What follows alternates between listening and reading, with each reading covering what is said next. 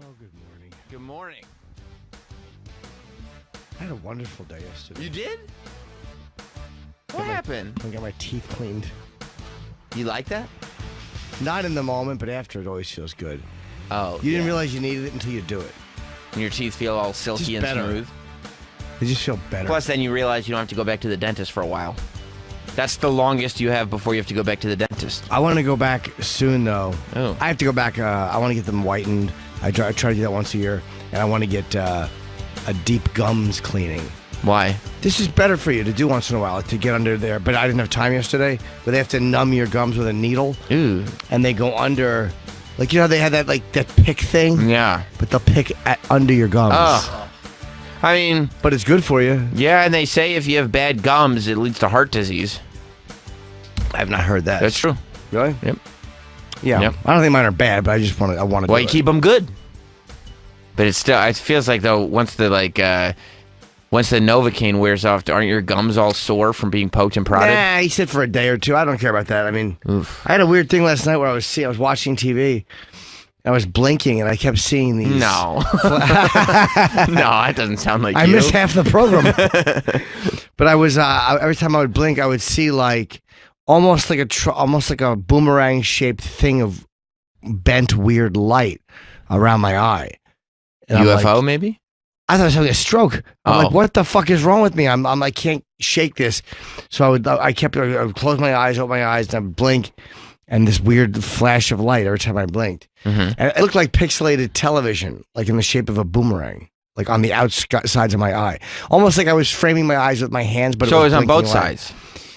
No, I'm sorry, it was only on one side, on the left side of each eye.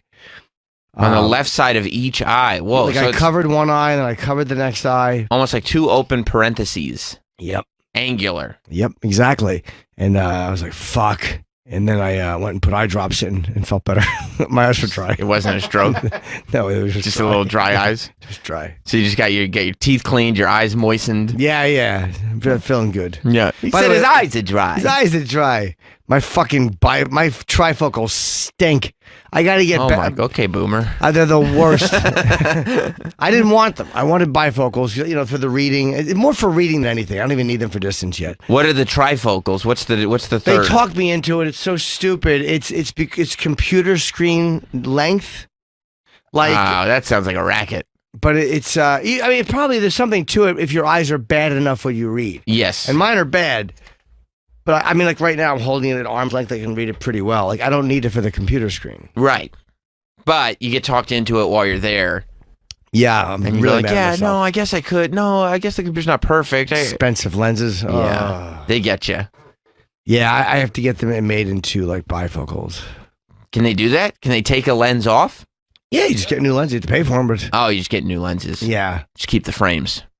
yeah. But what Frames is it? But why not just keep it on and not use them? Does it? I mean, I've never used it's them hard before. because in order to look down to read, you have to raise your head a little and look down. It's not comfortable at all. It seems like there's just so much to do. It seems like it'd be easier to just have a second pair of glasses for the Two computer. pairs of glasses. No, not the computer for driving. Yeah. The computer and reading, I can handle both. But I'm Right. starting to get headaches now.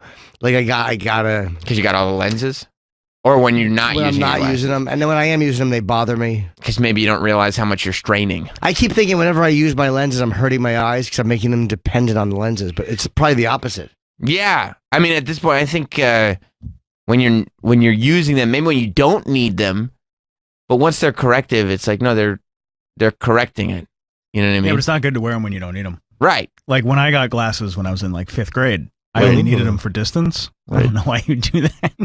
But like now, I mean, because I kept them on all the time. 4 eyes. Now I just, yeah. First of all, we don't need to call me that. That's just, Are they bifocals? No.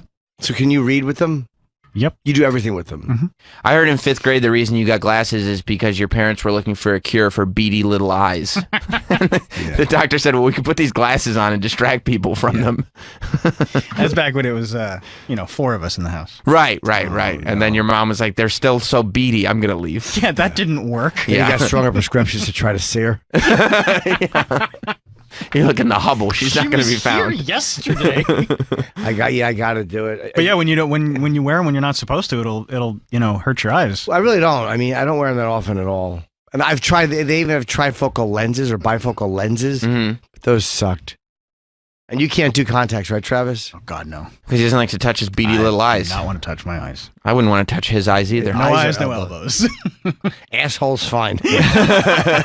Have fist will travel. You know, I was last night. I saw it this morning. Martin Scorsese was on Jimmy Kimmel Live. Oh, was he? Yep. Oh, good for Marty. Yep. And it was a good interview, and it was good. Scorsese, of course, excited about The Irishman and the fact that he got it done and everything. But a certain scene came up in the interview. You want to see it? Sure. Okay. This is Jimmy Kimmel. He did like a full, I think he did 2 full segments. And when you get Scorsese on your show, I think you want to keep him on there for as long as humanly possible. They did 2 full segments. It was a great interview. He was talking about, this is the first time he had met Pacino. Oh, wow. That's so crazy. It's so crazy. So he was talking about working with him for the first time and how like they were supposed to do this 9 years ago when the guys could actually play younger. But because they were doing other stuff came up, they did it now and they had to really rely on the CGI because everybody was too old. He was talking about how they had to have like a posture stand-in because like when Al Pacino would like get up out of his seat, he didn't look like a 42-year-old getting up out of his seat. He looked like a 78-year-old getting up out of his seat. So they had to have like people working on posture and stuff like that, and all complicated. But I was very excited at what Jimmy, obviously a comedian, brought up. Listen. And by the way, Ray Romano is great in the movie. Fantastic. Isn't he terrific in the movie? And This guy is amazing. Jim Norton plays Don Rickles, yeah. and that was a great scene. And I knew Don very well, and I feel like if he had seen that, he would be so mad at you. He'd be furious because he'd be like, why? That's me. What? Somebody else is playing me. We had to get Don in the film. He had to get Don we in had the to film. get him in. And Norton, that's the actual dialogue based on certain sources, certain books. That's the actual dialogue that night of his act. He said, I make fun of everyone, and he says, Italians and not those Italians. And that's when Joey Gallo pretended to throw the bottle at him. I've heard he said, him, don't shoot. I've heard him tell that story, and it is exactly as I imagined it would be in the film. We had to have him in there. Yeah, of course. Well, you did the right thing, whether he likes it or not. Well, it's great to have you here. Thank you. Thank you so much for coming. It's How always a amazing thrill is to have that? How great is that? Scorsese saying Norton. Oh, and Norton came in. Like, how amazing is that? Unbelievable. Holy shit. He knows who you are. Yeah. That's so amazing. Wow. Yeah. I didn't hear about that. I was hoping you hadn't. I saw it on Twitter this Holy morning. shit. And I didn't like text you about it or anything because I wanted you to not see it until just now. That's incredible. Because I went down right away this Wow. morning when I woke up and like watched the whole interview so I could see the context and everything. And it was just like that, like just at the end of the thing, Jimmy brought up the scene and Oh, thanks, Kimmel. That's great. Holy shit. Do you know Kimmel? Yeah, I mean, I've done his show once, but when I see him, we always say hello. Like, he's a comic, so we all kind of know each other. yeah. He's always been very nice. So how great is that? That we go from like Wow. we go to the premiere going, oh, the whole joke was, will you even be in the movie? Will you get cut? Up to now, Scorsese's out doing press for it, That's nice. and that scene gets mentioned. That made me happy. Yeah. Yeah, I thought it would. Especially when he goes, yeah, Norton came in. I was like, there it is. That's all you need. Yeah, that makes so great. Yeah. And it's even better that it's such a great fucking movie. Yeah. You saw it, right? I loved it. Oh, I'm glad you did. I can't wait till we can like talk about it because obviously like not many people can see it right now. Yeah, I can't even do the weak spoiler thing because it's not in most theaters. No, you can't. You gotta wait You till gotta wait after till Thanksgiving. Yeah. I'm Yeah. excited to see it. Oh, it's so good. Oh, I'm glad, man. I'm really glad. Excuse me. I went down the wrong I place. said the movie was good. I didn't mention any specific performances. As long as Jimmy and Marty liked it. Yeah, Jimmy and Marty both thought it was great. So Yeah. Wow. yeah. That's Complimented so cool. complimented the dialogue and everything. Yeah. I mean- I don't know what to say. I'm really. Look at Jimmy. He's speechless. That took, I know, I was hoping. That took me off guard. Yeah. I mean, who thinks that, right? Like you go and you're like, this is just cool that I get to do this. You're there for a day or whatever. And it's like, okay, it's just a thing. Obviously, it's one of the most like productive days in a long time, right? It's funny. Yeah. That was a fun day. And of all the scenes to talk about, they talk about yours. That's because there was so much in that. Well, it's nice that Kimmel is Film. I know. comedian. I know. It And helps. loves Rickles as much as other real comedians love It Rickles. helps. That like Yeah. he would bring that up. But yeah, Wow. Huge. it's really good too. The movie. Yeah. Thanks, Jimmy. Fuck. Yeah. So if you got a chance to see The Irishman, definitely go see it. But I think for everybody, Thanksgiving weekend is November that when? 27th, I think it's on Netflix. Yeah, November 27th. I But think it's that's so right. good in the theater. It comes out on Netflix. Did you see it in Staten Island, or you didn't go to Yeah, Broadway? it's playing at some local theater in Staten Island, but it's playing in a bunch of places now. The multiplex garbage dump. I think that's what it's called. Yeah, the 7. Yeah. Multiplex Garbage Dump 7. yeah. Was it a nice theater you saw it in? Yeah, it was a great theater. I love it. It's a really nice theater. Yeah, I want to. I'm glad I saw it in the theater, but it's a really good movie for Netflix. Like, it's one of those things where when you're home, it's a long film to be in the theater seat. But Yeah. if you're home on your sofa, just munching and you want to go piss. The idea of being able to pause a film for 2 minutes and go to the bathroom is very underrated. I feel like it's one of those that you'll start like after the kids go to bed at like 11 o'clock at night, thinking I'll just watch a little bit of this, and then end up until 3 o'clock in the morning Watch the watching whole it. thing. Yeah, You can I watch it think in so. your bed, tug your dick a little. Well, I mean, You can. it's not like a Technically, you hypersexual can, yeah. movie. Isn't that funny? It's the first time Yeah, you it's ever met not at all. Pacino? There's not like a lot of sexuality in it. Yeah, the first time they'd ever worked together. Like, I'm surprised, but had they ever met or no? I I don't know if they'd ever met. Worked No, together. yes, they had met together. Oh, okay. They had met in the 70s, but like Scorsese was saying, he didn't even know. He was asking De Niro how's Pacino to work with. Like, he had no idea. And then he said De Niro was just like, oh, he's great, you'll love it. Like, he just gave him nothing. But yeah, he said He this. seems like a man. De Niro seems like a guy with short answers for stuff like that. Hey, it's great. He's Al. Even Scorsese gets the short answer. He's a good guy. He's good. You'll see. It'll be Yeah, great. It's fine. Yeah, he said he started working with like Brian De Palma a lot and started doing, and he did The Godfather and The Godfather 2 and whatnot. And he said at that point, Pacino just he said Pacino became out of reach, which I think is weird to hear Scorsese say anybody's out of reach, but I think it has more to do with Pacino's just got this whole life over here going on now. He became so big. Yeah. Yeah. And also, I didn't even realize this. He said that this was the first time he and De Niro had worked together since Casino.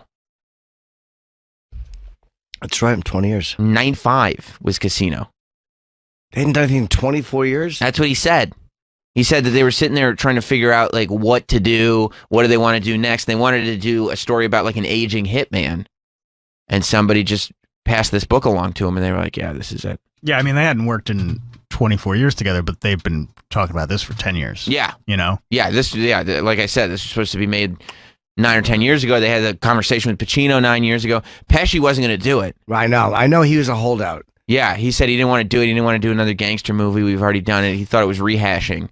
And he said, Scorsese said that Pesci took the call from Netflix. They had already got the deal with Netflix.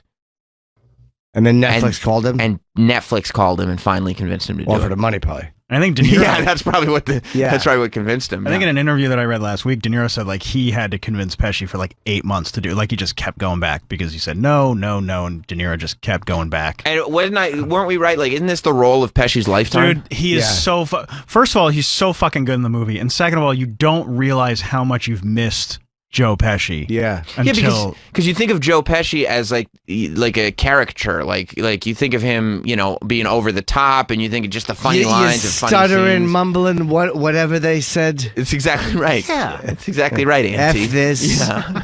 Right. plus Goodfellas is on TV like every week, so like I don't get a chance to miss Pesci. Right. So I put it on anytime I see it. I heard in Raging Bull he had to convince him too. He said that I think Pesci didn't want to do Raging Bull. Yeah, I think you're right. And De Niro had to convince him. Yeah. Pesci's just one of those guys. He just is. He has no fear of missing out. No, FOMO None. is not a thing for Joe When Pesci. you literally have De Niro, he just has no fear of missing out. Can you imagine De Niro and Scorsese? You're like, please, Joe, come do it. And you're like, I feel like I've already done it. No, Yeah. thank you. Yeah. Don't you sometimes wish you had more of that? I wish I had some of that. I wish I had any of that. of it. Any of it I wish I had whatsoever. an ounce of that. Yeah. I never look at guys like that and go like, oh, what an idiot. I go, Yeah, that's a guy with some integrity. If Scorsese called me and said, "Look, we need someone to eat real horse shit while De Niro drives by in a cab," I would have done it. Hey Jim, it's Marty. I'm remaking Pink Flamingo. Could you eat some shit while Bob flies over in a helicopter? Sure. You got it, Marty. Yeah, I certainly would. Well, Yeah. that was nice. That made me happy. So there you go. Yeah, that's something for the. Maybe you put it on a VHS tape and throw it in the box of mementos. I like that. Something to cherish. I will. Yeah, I'll save that. we do have to get you a copy of it digitally, right? I would like that, yeah. The Because clip? De Niro mentioned me on the Tonight Show as well when the comedian he had mentioned me to Yeah. Fallon. So I kind of want to get those two. Put them Yeah. on my reel. You're becoming like how people go like, well, Louis C.K. is the comedian's comedian. You're the actor's comedian. No, I'm the one and done scene comedian. I'm the get him in and get him out. I'm the 1 day shoot. He's here for 3 hours comedian. Yeah, you know who's good for a single scene? Yeah, Jim Norton. He's so solid for one scene. He really peters by 5 p.m. But if you get him between 10 and 4, great. Right. They look in the room and they go, I think we need more set decoration in here. You know who's really good for that? Jim Norton. Matt in Boston, let's clear this right up. Okay, this is super unkind and really, I can't believe that our listeners aren't being more supportive. What's up, Matt? Jim, I only say this because you're going to think of it later, and so I wanted to be a part of it. Technically, he didn't say you were good. He said you were in the movie. That is true.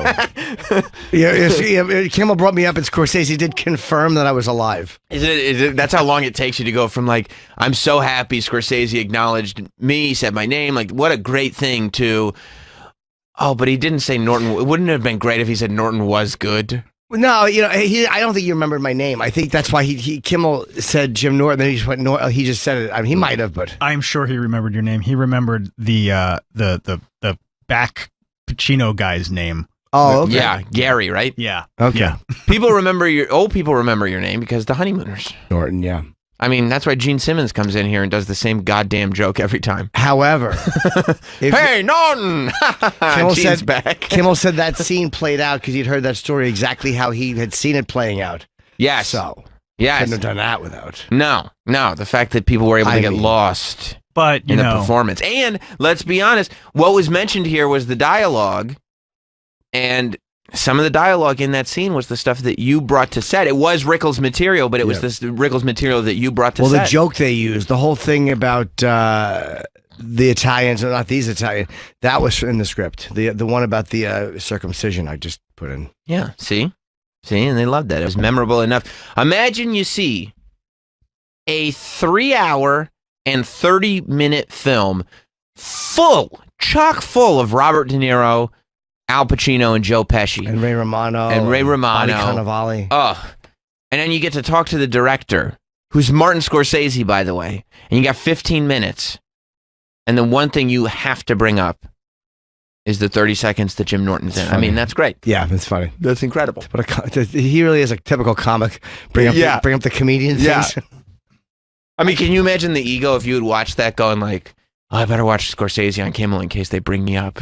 Like, you'd be like, Jim, Yeah, like, I'm happy for you, but what are you doing? I would have expected them to bring me up if I was the next guest. Wouldn't it have been great if you were on the same show and there was just no acknowledgement that you were in the movie? No, exactly. And I tried to meet Scorsese and he had left.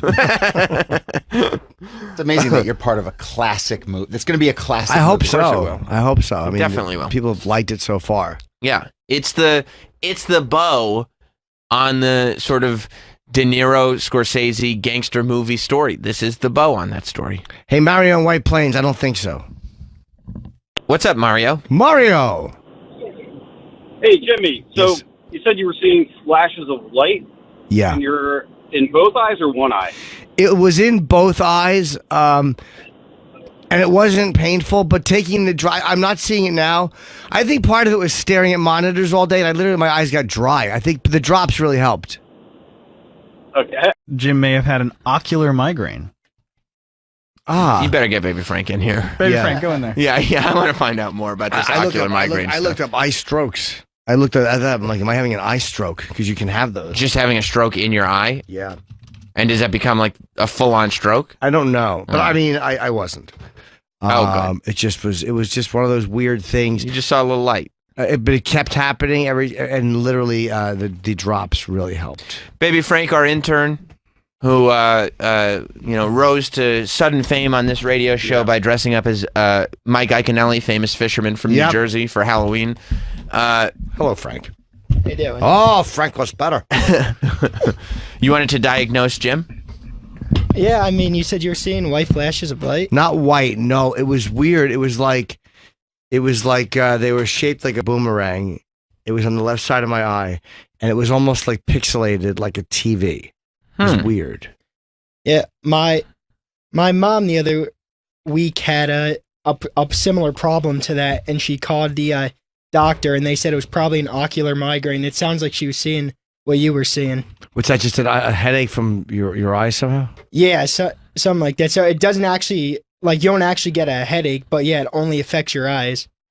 So often interchangeable to refer to two different conditions: a migraine aura, which usually isn't serious, and retinal migraine, which could be the signal of something serious. What's a retinal migraine? It doesn't. It's a migraine probably in the retina. Yeah, I don't have any centrally I located. had mild discomfort, but I mean, it wasn't anything serious. That's weird. This says ocular migraine is what she had. Mm-hmm. This says it's brought on by having too much sex. That's so you don't want to think about your mom that way, do you? Yeah, and it says usually it'll be her brown eye that hurts. Yeah. Oh my God. She says, yeah.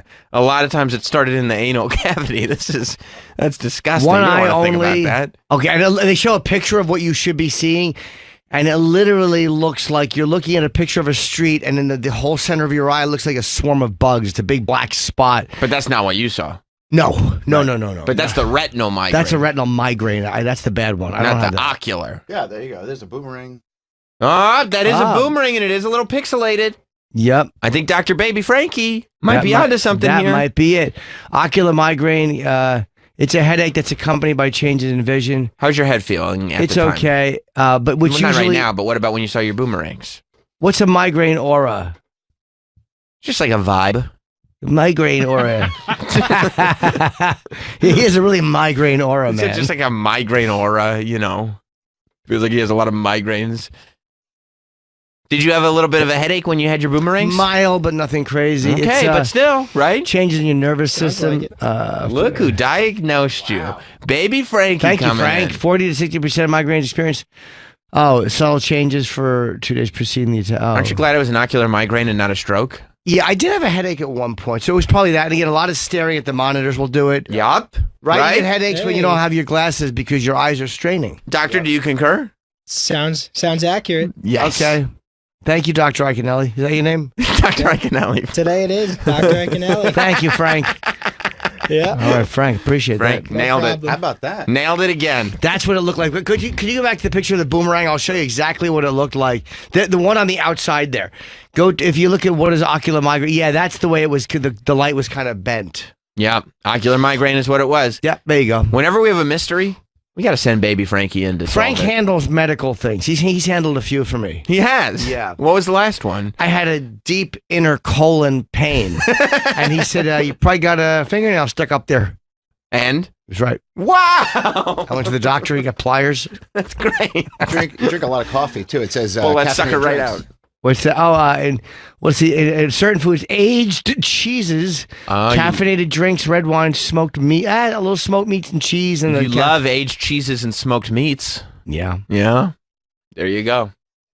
There you go. We figured it out. Okay. By the way, speaking of problems in the anal cavity, there was a big debate going on in here right before the show started about Fartgate. I didn't believe it until you said where you saw it. Look, I won't. Fartgate? Oh, yes, I remember that.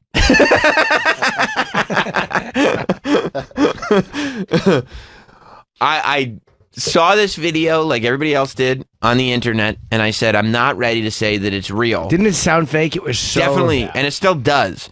But what I did was, because everybody had clips of it, Twitter, YouTube, whatever, this was a moment on, who's that hardball guy, Chris Matthews? Chris Matthews. It was on Chris Matthews' MSNBC show last night. So about an hour after it happened, I went onto MSNBC's website and found the full video that MSNBC had put up, as if there was no fart in the video of the guy just talking. And there was no reference to the fart, and there was no anything. It was like a 15-minute long video. And the sound is absolutely still there. So unless MSNBC, unless somebody over there decided to get cheeky and throw a fart noise into a live interview, which seems very far-fetched. Who is he interviewing? Who's Chris interviewing? Is this guy a conservative? I don't think he's a conservative. No, he's Democrat. He's on Tucker all the time. Okay. He argues with Tucker? Oh, yeah. Mike Montone says he's a super liberal. Oh, Yeah. okay. So they wouldn't. So saying someone behind the scenes wouldn't do it to make him look stupid. You know how I know he's a super liberal? Because a lot of Because people... he has on a cape with an SL on it. I was making a joke. Be quiet!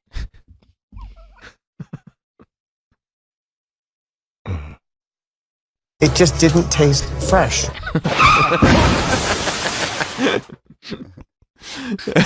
No, that's not the reason. Did you get it? Why you gotta be such a bitch? Did you hear my joke, Travis? Oh, yeah, I heard it.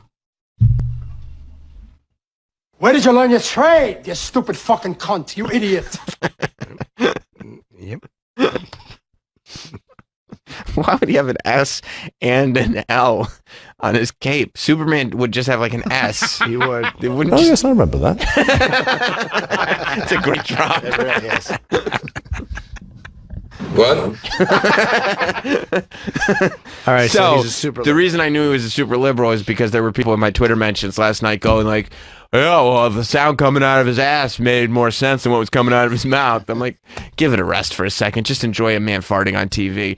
So this is all to say, based on the fact that I saw it on MSNBC's On their site. official website Right. in the context of not, hey, here's a fart, in the context of here's a newsworthy video segment. Yeah, you're probably right. Sure. I believe that this is real. Okay. And this gentleman, look at his square jaw. He broke wind. He looks like he's a man that could really produce an echo, really produce a sound. Yeah. And he just had one of those moments that I believe. And if you look at his face, because they did a lot of analysis here, if you look at his face, it does look like Maybe. he has something inside of him and that he thinks maybe like a quick SBD, and then it's anything but S. He broke wind. Try to remember from when you said that Fun to moments say ago. that. Try it. You won't be able to stop. No, I don't want to Try it. Give it one. No, I'm not going to do it. No. Travis, give it a shot. No. Kids don't know how to have fun. Here's the problem. We shouldn't have played that clip for Jim that early in the morning. Because Why? he's just on cloud nine. Now he's just a happy boy who's just doing silly, stupid stuff. This is Jim right now. And I oop. I'm in good spirits. Yes, of course you are. I would be too. I mean, how could you not I have be? you two. One of my other two friends. I'd rather talk to them.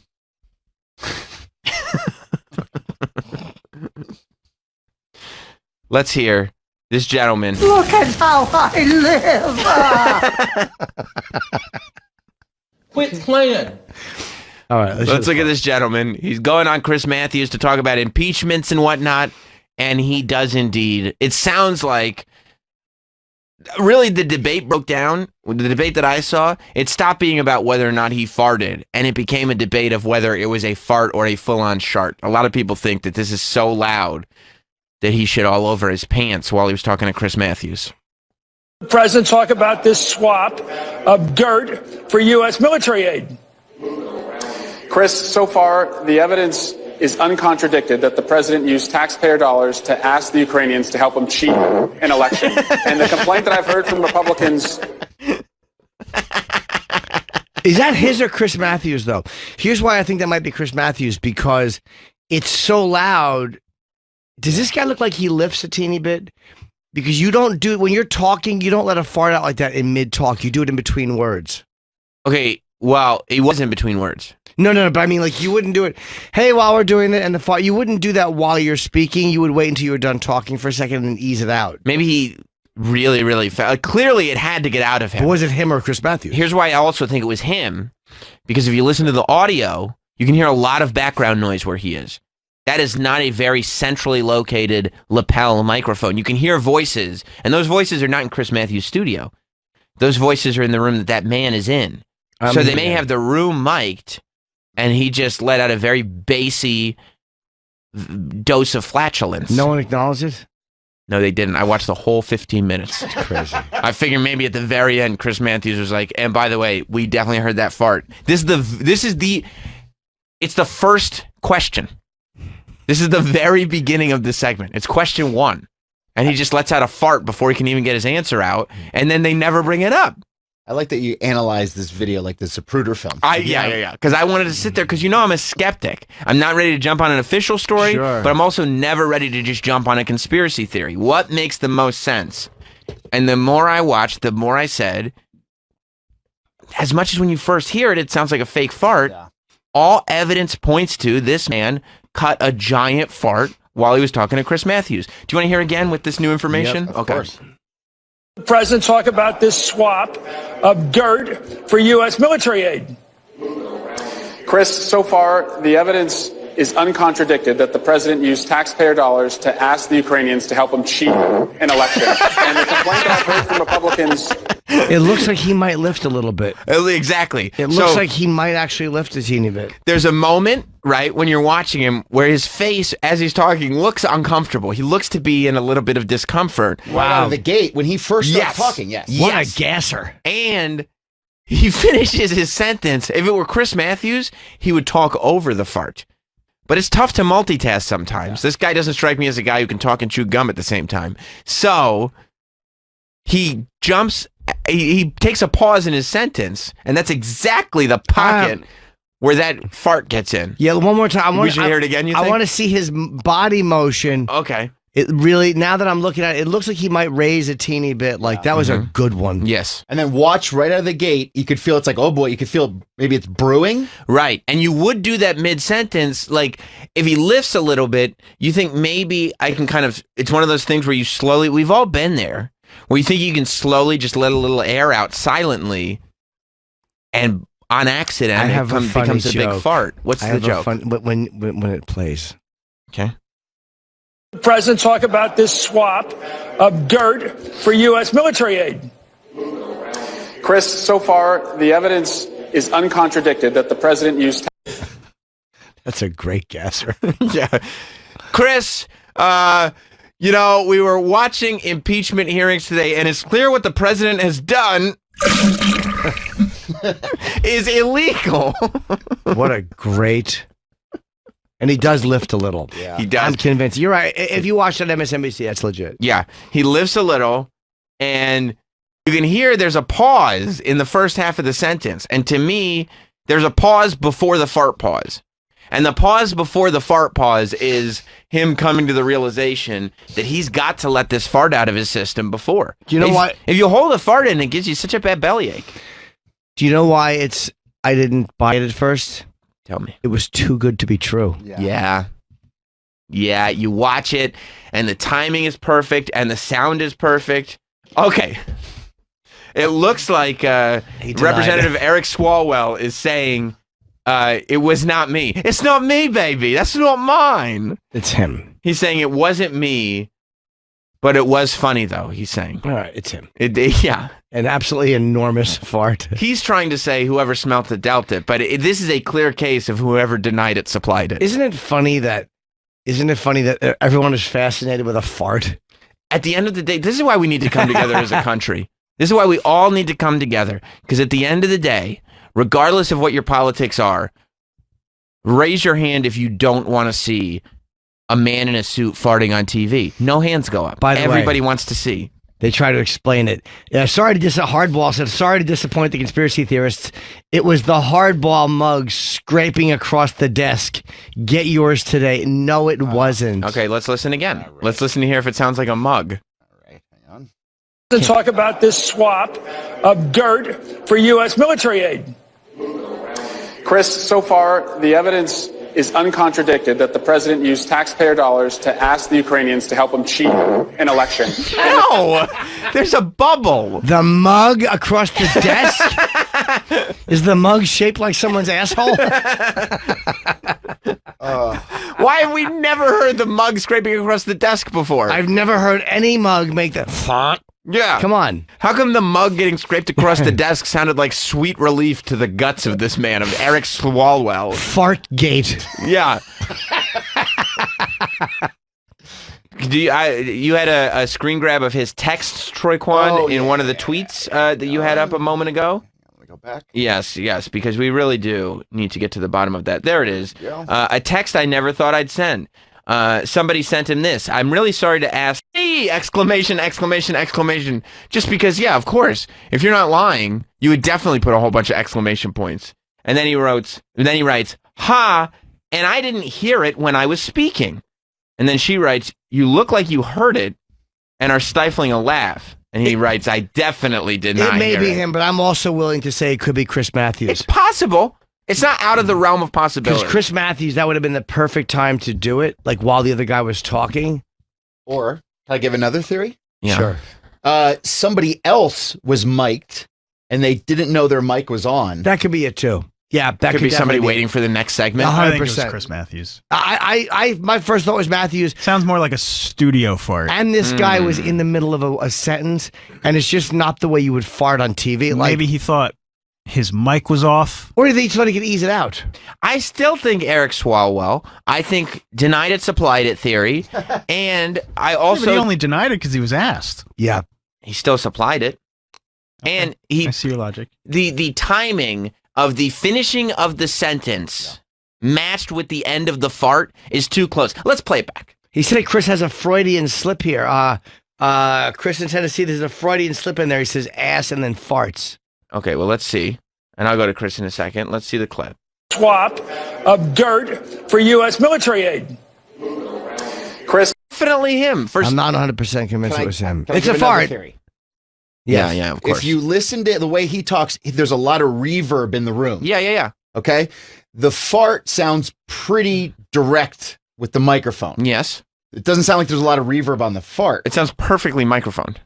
Like, it sounds like somebody's wearing a lapel on their asshole. That's exactly right. So if it's a microphone close to him, it shouldn't sound that clear. How great would it be if it was just somebody in the producers, like in the truck, and they just stood up and farted into a mic? Yeah. But I think you could see, you're right, Jim, you could see him raise. A teeny bit. Yeah, as the fart sound is happening, he raises up. It might be him. But again, the way it did it, he's literally in the middle of a sentence.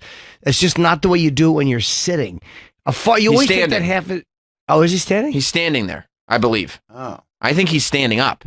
That changes things. Well, then why would he raise? Kind of raise up on his toes. You know, you raise your cheeks up.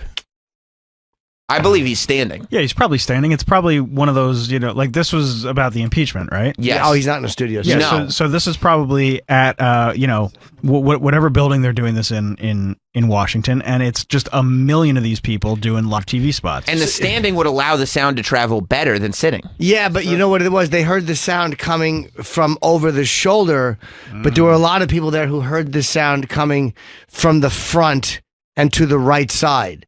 Are you saying there could have been a second farter? I'm saying there could have been a second farter because if you notice that he jumped a little bit, he jumped back and to the left, back and to the left, back and to the left. That scene needs to be done in black and white, I think. I think so. All right, Chris, what's up, bud? No, I mean, if you listen to the clip, he says ass instead of ask. There's no way he says ask. He says ass, pause, fart, word. Because maybe he's thinking to himself, I can't get these farts off my mind. Where do farts come from? Ass. Shit. Oh, no. All right, well, let's hear it one more time then. Thank you, Chris. For U.S. military aid. Chris, so far, the evidence is uncontradicted that the president used taxpayer dollars to ask the Ukrainians to help him cheat an election. Because look, when he goes cheat, he raises up, you hear, and then he goes on election. He might be sitting. There might be a stool they gave him to sit on. Because that is a chair fart. There's stool. Yeah. But he ain't sitting on it. That's a chair fart. You think so? Yep. Let's go to Mike in Florida. What's up, Mike? Sam, I know you were going with the Representative Swalwell with the whoever denied it supplied it. I would also like to bring in the controversial theory of whoever did the rhyme did the crime. Oh, wow! Be considered in the testimony. Or whoever smelt it dealt it. That was the first. Yeah, that was the first. You're right. whoever made the rhyme did in fact do the crime more often than not. That's very, very possible, Mike. Thank you. Sean in Boston. Morning. Morning. So I get those farts every time I eat Burger King. I actually had them yesterday. I call them power rippers. Okay. And actually, based on Troy's thing, they're always very much locked in the body. So I don't think it would have any reverb on it. Mm-hmm. But do some research by looking at his eyebrows, because people, you can always tell by their eyebrows if they're farting. Oh, okay. Well, let's look at his eyebrows and see if they move and see if indeed this was...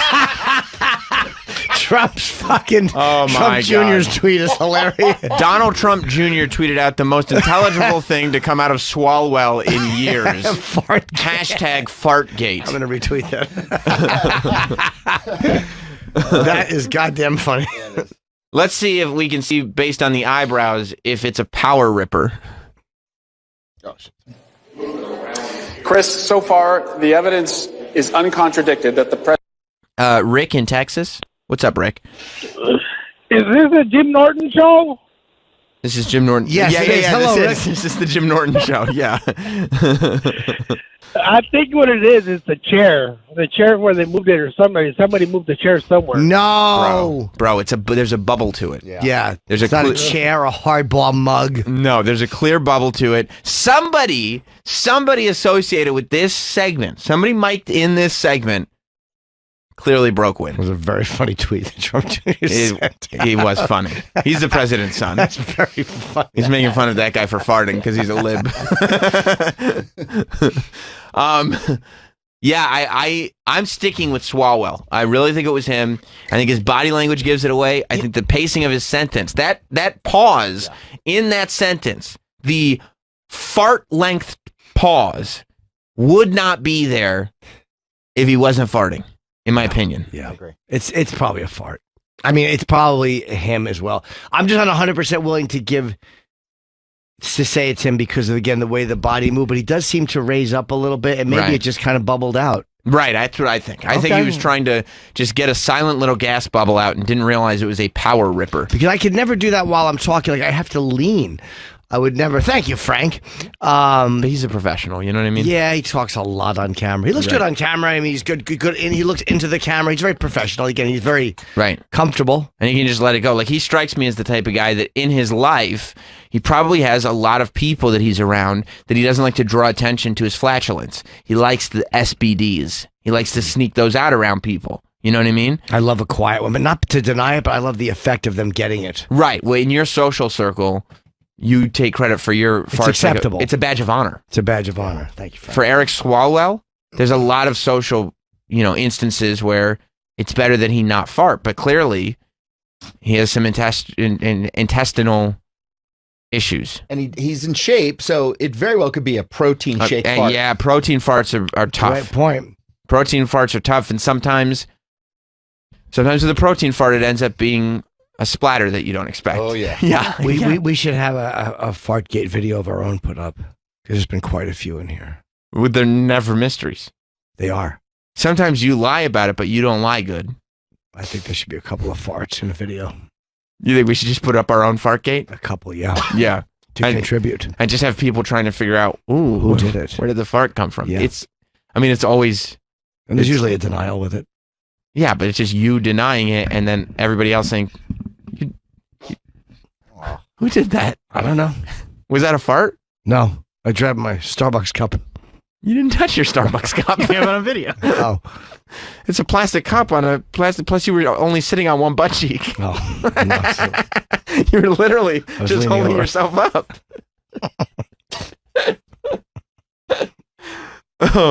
Oh. It's just the best. But when I saw the clip, I was like, "There's no way it's real." I thought it was fake. It was too good to be true. Too good to perfect. be true. But you do a little research. Yeah, and you get to the bottom of it, don't you? You may want to consider putting that on your soundboard. The fart. Yeah. Yeah, with a little bit of the sentence in too, or just the fart. Just the fart. It's a good fart. Yeah. I mean, I already have you defecating. It's disgusting. But if it's just for the audio quality, you did a really good job of recording it. I got one of those audio recorders, and I was it a Sirius XM? Yeah. Oh, And I literally held my butthole closed as tight as I could get it until I got down there. Good job. And held back the pressure and then just opened the floodgates. And you know what that is? Content. Yeah, that's professional. That's content. Or that's a professional audio guy. Right. You go like this. I have to go bathroom. It's really bad today. What does this mean? Content. For the show. Right. And Content. here it is years later. That was probably 10 years ago. Still being used. Is it that old? Yeah, that was O&A. But you know what? It sounds new. Yeah. It sounds just as fresh as it ever It's did. evergreen. Yeah, it's an evergreen. It is an evergreen. It's an evergreen clip. Yeah, it really is a good one. Did you hear, by the way, speaking of all this disgustingness to start the morning, did you hear last week the woman in California who got diarrhea attacked? I did, by the guy, the homeless guy dumped a bucket of it on her head. It wasn't just a bucket of diarrhea. It was warm diarrhea. Warm diarrhea. And I got to be, as disgusting as it is, Yes. that man has fulfilled my dream. Wait. Literally this morning, you found out you had Martin Scorsese talking about you. Who? On Jimmy Kimmel Live last night. And now you're looking at Diarrhea Man going like, That's my dream. This is my dream. To dump a bucket of diarrhea on somebody. It's all I've ever wanted. It's why I'm in show business. I'm hoping I get a role. Right. Where I can dump a bucket of saved diarrhea on someone's head. So you have that script under your bed that you wrote so many years ago, The Diarrhea Bandit. It's a one-page script. Woman walks by, bandit dumps diarrhea on head and runs away gleefully. I saw one thing. This poor woman said she thought she was being attacked by sulfuric acid because it was hot. And she was worried, like, oh my God, my skin's going to be burned by sulfuric acid. And she realized it was diarrhea. Yeah, and then you would hear... What would you rather? Diarrhea for the story. It's a great story. It's a terrific story. You hear the clang of the bucket and a scream. Oh, that's amazing. This has done nothing. By the way, this happened in Los Angeles, where they have a huge homeless problem. So Los Angeles started the thing where they had fake bootleg performers performing on like Hollywood Boulevard, dressed up as like fake Superman and fake, Mickey Mouse and all that stuff. We stole that, and that infiltrated Times Square. That started in LA. But we started, the homeless in Times Square, and now they're all infiltrating Los Angeles, and they don't have a system to get rid of them. So they got like 60,000 homeless people walking around throwing feces at everybody. Yeah, dumped a bucket of diarrhea. You want to hear her talking about it? I love the fact that he saved it. And he warmed it. Awesome. Maybe it's just because it's warm. I bet in it was California. warm, but there was probably a big fresh one. He saved a lot of it. Sure. There's a whole bucket full. A copious amount. Maybe he had diarrhea. Maybe he had a hot plate. What did you think when you read that story? I just couldn't stop laughing. You were laughing at this Did you poor laugh? woman's expense? It's such a terrible thing and so traumatic. But would you hate that? Couldn't stop. Would I hate it? Yes. Travis, But- let me ask you this. Yeah. This is a tough one. Your wife comes home. You love your wife, right? Yeah. Yeah. You have a really good relationship. Uh-huh. Your wife comes home. You know what the smell is. You know what the look is. I could see it in the hair. You could see it. It's on her fingernails. It's everywhere. And she goes... In her mouth. It's in her mouth. So you could see it in between her teeth. And she goes, Travi, I am in such a state. Diarrhea was poured on me today. What do you do? Was it hot? Warm. It was warm to diarrhea. No, that's what I ask. Was it hot? And she goes, well, I mean, it wasn't boiling, but it was clearly warm to And diarrhea. Travis goes, no, I mean sexy. Do you think... I hold my laughter in? Do you think if your wife got it's hard. diarrhea thrown at her, you could not laugh? I don't know, man. Could you ever kiss her again? That's all. That's a better question. That's all I would ever think is there's diarrhea on her neck. Right. She's like... You'd smell it for a month. So you're saying if you had a girlfriend, it's like, hey, Jim, I was thinking maybe tonight, maybe... Shave your head and eyebrows, and when they grow back, I'll fuck you. Also, we need to have all your teeth pulled out. Yeah, and get veneers. Pull them out and get veneers. Yeah. Plus, then, we would just start calling her diarrhea face behind her back. You mean you and your daughter? Yeah. That sucks. Yeah, I'd be like, what did diarrhea face say? Okay, then you can. Yeah, can I have an ice pop? Did diarrhea face say you could have an ice pop? Okay. All right, so I have an ice pop. Whatever diarrhea face says. And then your daughter would be like, yeah, it's a pudding pop. You go, Mom got covered in diarrhea. So you would have problems being intimate with your partner, Jim? It's all I would ever see. Would you laugh when she told you the story? Or would you be sympathetic? I'd be grossed out. Yeah. It's funny when it's not the girl you have to kiss. Right. Some bum's diarrhea. Let's be honest. You would break. I have bum diarrhea on me. Oh, that smell? Oh, that's hobo diarrhea. I'm covered in it. Yeah. What's that smell? You smell like bum shit.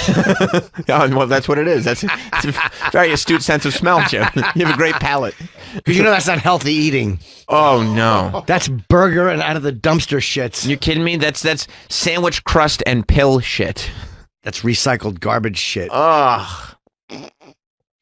Yeah, I mean, let's parasites in it. Here's what you would have to do. You would break up with her because it would get to be too much. And then once she was out of your life, you could think about the story as a separate thing, and then you would have a good laugh. Can you imagine if she got a parasite in her eye from the shit? Oh.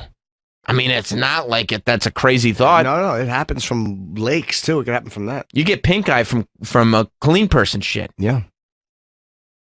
You want to hear her talking about it? You bet I do. And here's the real shame, too. She talks about it as if she doesn't know that everybody's going to be giggling. Nobody saw this story and didn't giggle. You know, it's kind of because it's diarrhea. Like, it's awesome. You find out when you're like 6 what diarrhea is. Maybe before that. There's songs about it. How does it go? Diarrhea, cha-cha-cha. That's right. What about when you're sitting in the tub and the water looks like mud? Diarrhea. What about when you're climbing up the ladder and you feel a little splatter? Diarrhea. Everybody thinks it's funny. It's a fun song. Nobody's not laughing at this woman. It's a fun song to sing. Is there anything better than when your friend has diarrhea? I mean, look at Troy. He had diarrhea, and we were like, you got to keep us updated on this. Bring a recorder with you. And you never want to say that to a girl. You never want to tell a pretty girl I have diarrhea. No, you can't. And you don't want to know she has it. Mm-mm. Oh, no. No. You both keep that to yourself. I mean, I've been with my wife for a very long time. Neither one of us have ever had diarrhea, according to the other one. What would you do if you were out with who's someone you think is smoking hot actress? Scarlett Johansson. So you were out with her. Yeah. And you were, I don't want to say her because I know her fiance. So all right. So let's say, Margot Robbie. Margot Robbie is perfect. So you're eating her pussy. Right. And she goes, stop. And you go, why? And she goes, I have diarrhea. I have to run into the bathroom. Oh my God. And then she came back like 2 minutes later. Right. And you knew she couldn't have done a shower. No, of course not. But she sat there and she just wanted her pussy to be finished eating. Here's the problem. She would have like a little freckle or a birthmark or something on her thigh. Yeah, she'd or probably her miss one. cheek or something. Yeah, you have to lick it off. And you go like, is that a driplet or is that a birthmark? You know what I mean? You'd be sitting there, anything you saw that wasn't flesh tone, you'd be worried there was a little diarrhea. You'd be rubbing it, praying for a hair on it. It's like an episode of The Twilight Zone. It's like when that guy finally has time to read all his books and his glasses break. Yeah. It's like meeting the man of your dreams and then meeting his beautiful wife. 10,000 spoons when all you need is a knife. It's like going down on Margot Robbie and then she has diarrhea. I could probably look past it. Did you just say you could probably lick past it? Yeah, or look past it, but yeah, lick too. That's disgusting. Of course I could look. I'd eat her pussy out of the bowl. Wow. I put saran wrap on my chin so it didn't get me. What's that, a lady blumpkin? Yeah. When a girl's hot, you can look past a lot. Of course, guess so. Dude. Craziness. I guess so. A dick. Do you look past it? You look past it. Do you look past it or do you look for it? You look both. All right, let's hear her talking about this. Steps away from the Hollywood Walk of Fame, a horrifying random attack. A homeless man dumped a bucket. Which is like showing you what it looks like to have a bucket of stuff. Use the clean, say liquid joy. Liquid laughter. Mouth, but it was running down my eyes. It's so traumatic. Sorry. Heidi Van Tassel was walking to her car near. It's just another crazy bum. I tell you this, before Giuliani completely destroyed his legacy, it's one great thing that he did. Boy, he fucking cleaned up the street. Oh, yeah. I don't know where all those homeless people went. They weren't here, though. Nope. Nobody was getting diarrhea thrown on them, that's for sure. Nope. Not when America's mayor was here. Nope. For her. A bucket of his diarrhea. It was liquid, hot liquid. I was It's funny. You're right. I didn't even realize I could eat succotash right now. I don't care. It wouldn't bother me. Jim, what are you doing while we're watching this diarrhea story? I'm having a nice bowl of goulash. Yeah, enjoying my egg whites. I don't, it doesn't bother me. It's gross, but just having some Salisbury steak. Yeah, dude, I could eat through anything. Disgusting. Into my eyes. Paramedics rushed her to the hospital, and she now needs to be tested for infectious diseases every 3 months. It's something I won't ever forget. It was disgusting. It was awful. Air friends. Yeah. You know, I have a friend who had a bucket of hot diarrhea poured on him. For Christmas, I hope someone gives her a hot bucket of stew as a joke. Hey, you remember? You remember? Oh, I'm going to throw it. I'm just kidding. It's only stew. That's every argument. That's the win for her husband. You know, at least I didn't have a bucket of shit thrown on me. Yeah, and I stayed with you. Diarrhea head. PTSD from that attack 7 months ago. It's changed the way I feel walking 7 on the months. street. Court records. I'll never. That's what The diarrhea pourer is just back on the street. sometimes the state has to step in. Yeah. And What do just you put do? people, you kill Lock them people. up in a mental ward. You kill people. Or maybe The kill. state has to do it. I mean, there's no reason why you shouldn't just have... You're too nuts to stand trial and they're letting you back out? Yeah. Put them in a mental facility forever. Yeah, until you can Just actually- a loony bin. Put him in the loony bin. Put him out. Send him away to the funny farm. Do they show the guy? No, they don't know. I don't think so. I mean, obviously, I guess they know him, but they don't know where he is now. He's just hanging out on the streets. Hollywood, baby. I don't know. How do you ever solve that problem? Put them in the funny farm. But I mean, then everybody's in there. I mean, you'd have thousands and thousands of people. Are there that many diarrhea throwers? No, not diarrhea thrower, but mentally ill people on the street. They're talking about now genetically engineered babies in a couple of years. They're already at that point. Like it's advancing so fast. So eventually all that shit will be weeded out. If they could What all... do you mean? Mental illness. They'll weed it out eventually. But sometimes mental illness comes from like if vets, if they see go to war, PTSD. Oh yeah. I mean, and look, there's going to be things that happen, but a lot of it, I'm saying a lot of it that's there. that's genetic. And drugs, too. I mean, Drugs, yeah. drugs fuck up yeah. your brain forever. That's right. Yeah, I mean, look, yes, there are thousands of people in jail. Let's put thousands of people in a cuckoo bin. If there's thousands of people that are at risk of throwing diarrhea when you're walking down the street, yeah, put them in a cuckoo bin. It's okay. I know they're people too, but they're throwing diarrhea. We gotta draw the line somewhere. Like, yes, they are human beings. We should have some empathy, I suppose. But at the end of the day, they're grown-ups throwing diarrhea. Yeah. Like, come on. If you have an animal at the zoo that's throwing doo-doo at people that come to the zoo, you're moving the animal away from the people. No, Because you're it's not. bad for business. No, it's a big attraction. You think so? Yeah. Trying to catch it with your mouth like a carnival game in the water guns. It is fun to throw shit though. I'm sure it's got to feel I mean, great. what? How would you know? Well, when we were on tour back in the day, Yeah. we would shit. Not black caviar. No. This was a different life. Way I different. just wanted to make sure that everybody that's clear. Okay. Yeah, we would shit in McDonald's bags, Right. and throw them out the window at other cars. Okay. So you're a little worried about my way of thinking because you would have ended up in a loony bin. Right, because you're throwing doo-doo at people. As a kid, it's funny. Well, how hilarious. did was it your same friends that you were putting your dicks on waitress menus? Different friends, but Okay. same era. the same tone of person. It was a different time too. Yeah, similar ilk. Similar ilk. I see. Pennsylvania. Yes. Yeah. Yeah. Allentown. Yep. Sounds right. Shit gets weird out there. That sounds about right. Not that much going on. There is, you have to entertain yourself. Right. Everybody shits and has bags though. Well, when you're on tour, you know what I mean? Like you'll leave a venue, Right. and you have to fly to the next show, Mm-hmm. and you've timed it out where you're like, well, we got to be there by a certain time. Okay. So it's like, there's 6, 7, 8 people in a van. Right. You can't stop every time somebody wants to shit. So you got to shit in a McDonald's bag. Right. And you're like, you don't want to sit in a van and it's like, getting wet underneath the bag. You couldn't just pull over? Then everybody pulls over. Every Or time just pull somebody, over once and everybody shits. Yeah. Well, You could just have a shit break. You're adults. but it's Like it's not like people like have no control over their facilities. they're in a band. yeah, you're 19. or their faculties, or whatever the expression is. And it's like, well, let's go. I have to shit. It's like, So, shit bad. And you're on the highway. It's like, there's no rest area. Like, just shit in the bag. What I'm saying is, I don't think this was physiological. I think it was recreational. A little both. Okay. Hey, Jimmy in North Carolina. How are you? We can compromise there. What's up, Jimmy? Hey, I just wanted to tell you guys about a time I was in Vegas. I had diarrhea all day long. I was shit in some of the finest bathrooms all over Vegas. Oh. Fucking disgusting. Your laptop. At that point, I didn't give a shit. I didn't care. That's one of those things where like if we're anybody, you shouldn't be having somebody do this to you right now, but you did pay for those services. That's true. So if it's unpleasant, I'm paying for it.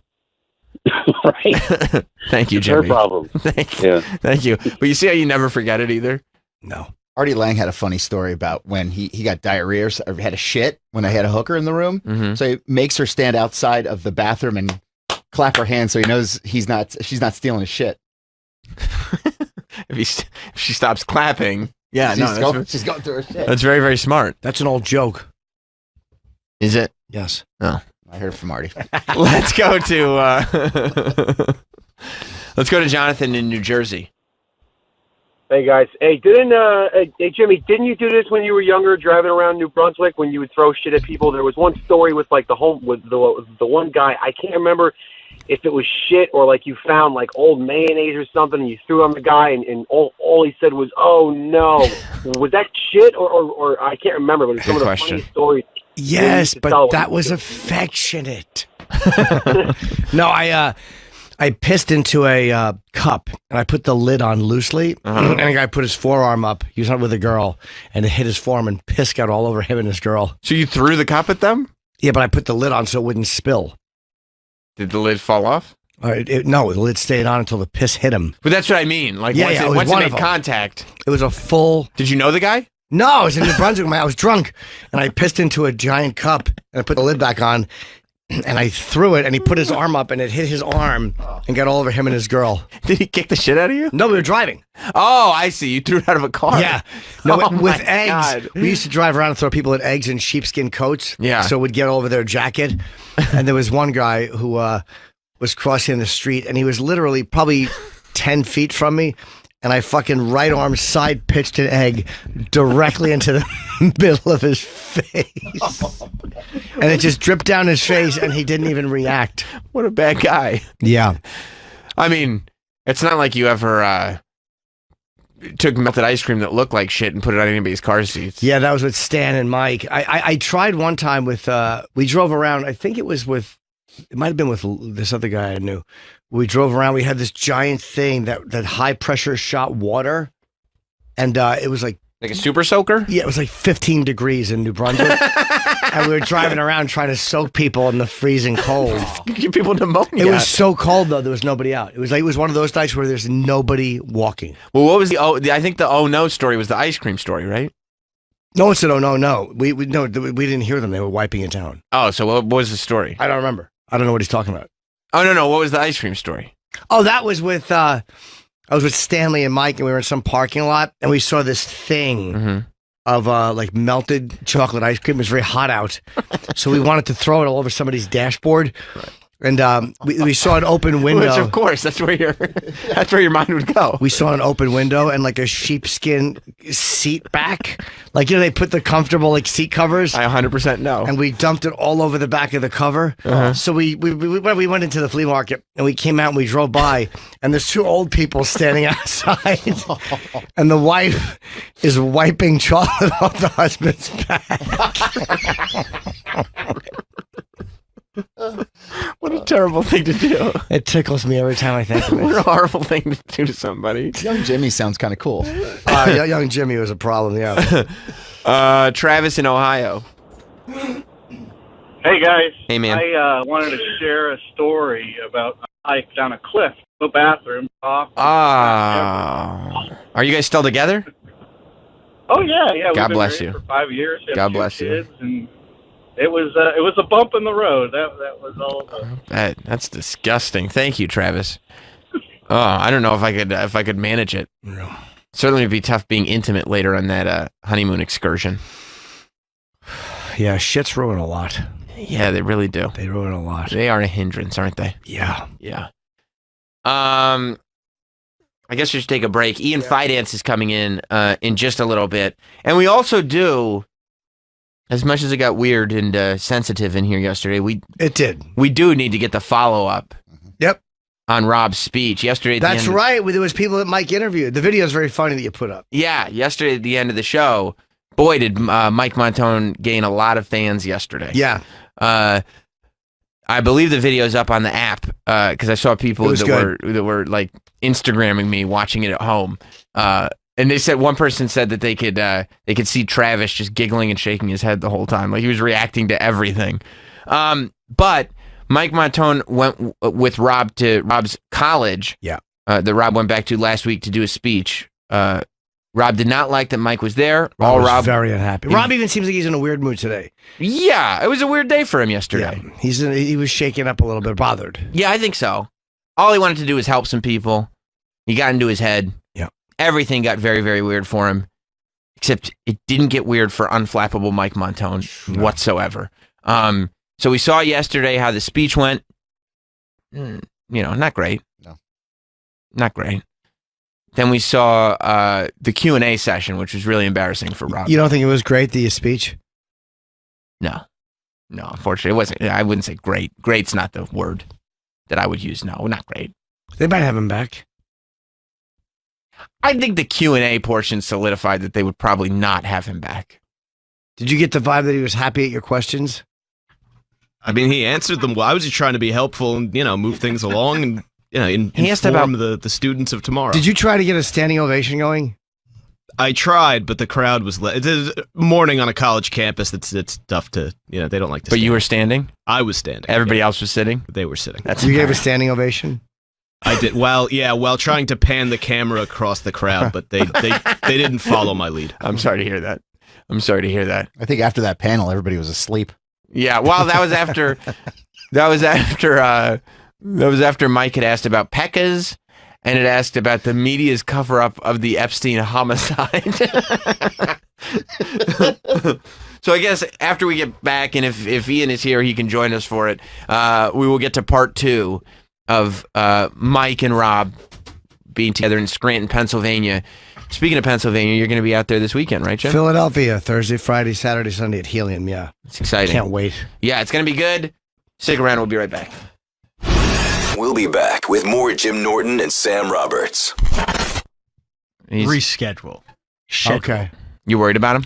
Yeah, I mean, at that age, man, when guys... Yeah, when they start to have to cancel things, it could be something serious. Well, unless they say, like, Ozzy fell. Right. So you knew what that was. He's fucked up. That's bad, though. When an old guy falls, that's not good. It's bad, but you know it's not like something, like it's not fucking a disease. Plus, you got Sharon on a text. You could find out. You could find out what the deal I mean, they is. canceled the Australian shows, but like they just keep announcing more shows. I think it's just a temporary thing. Yeah, he's not feeling well right now. Okay. But I mean, they announced 2020 dates, and then they announced the final show for 2021. It might be a voice thing. Oh, here you go. Yeah. It looks like, it just says falling ill.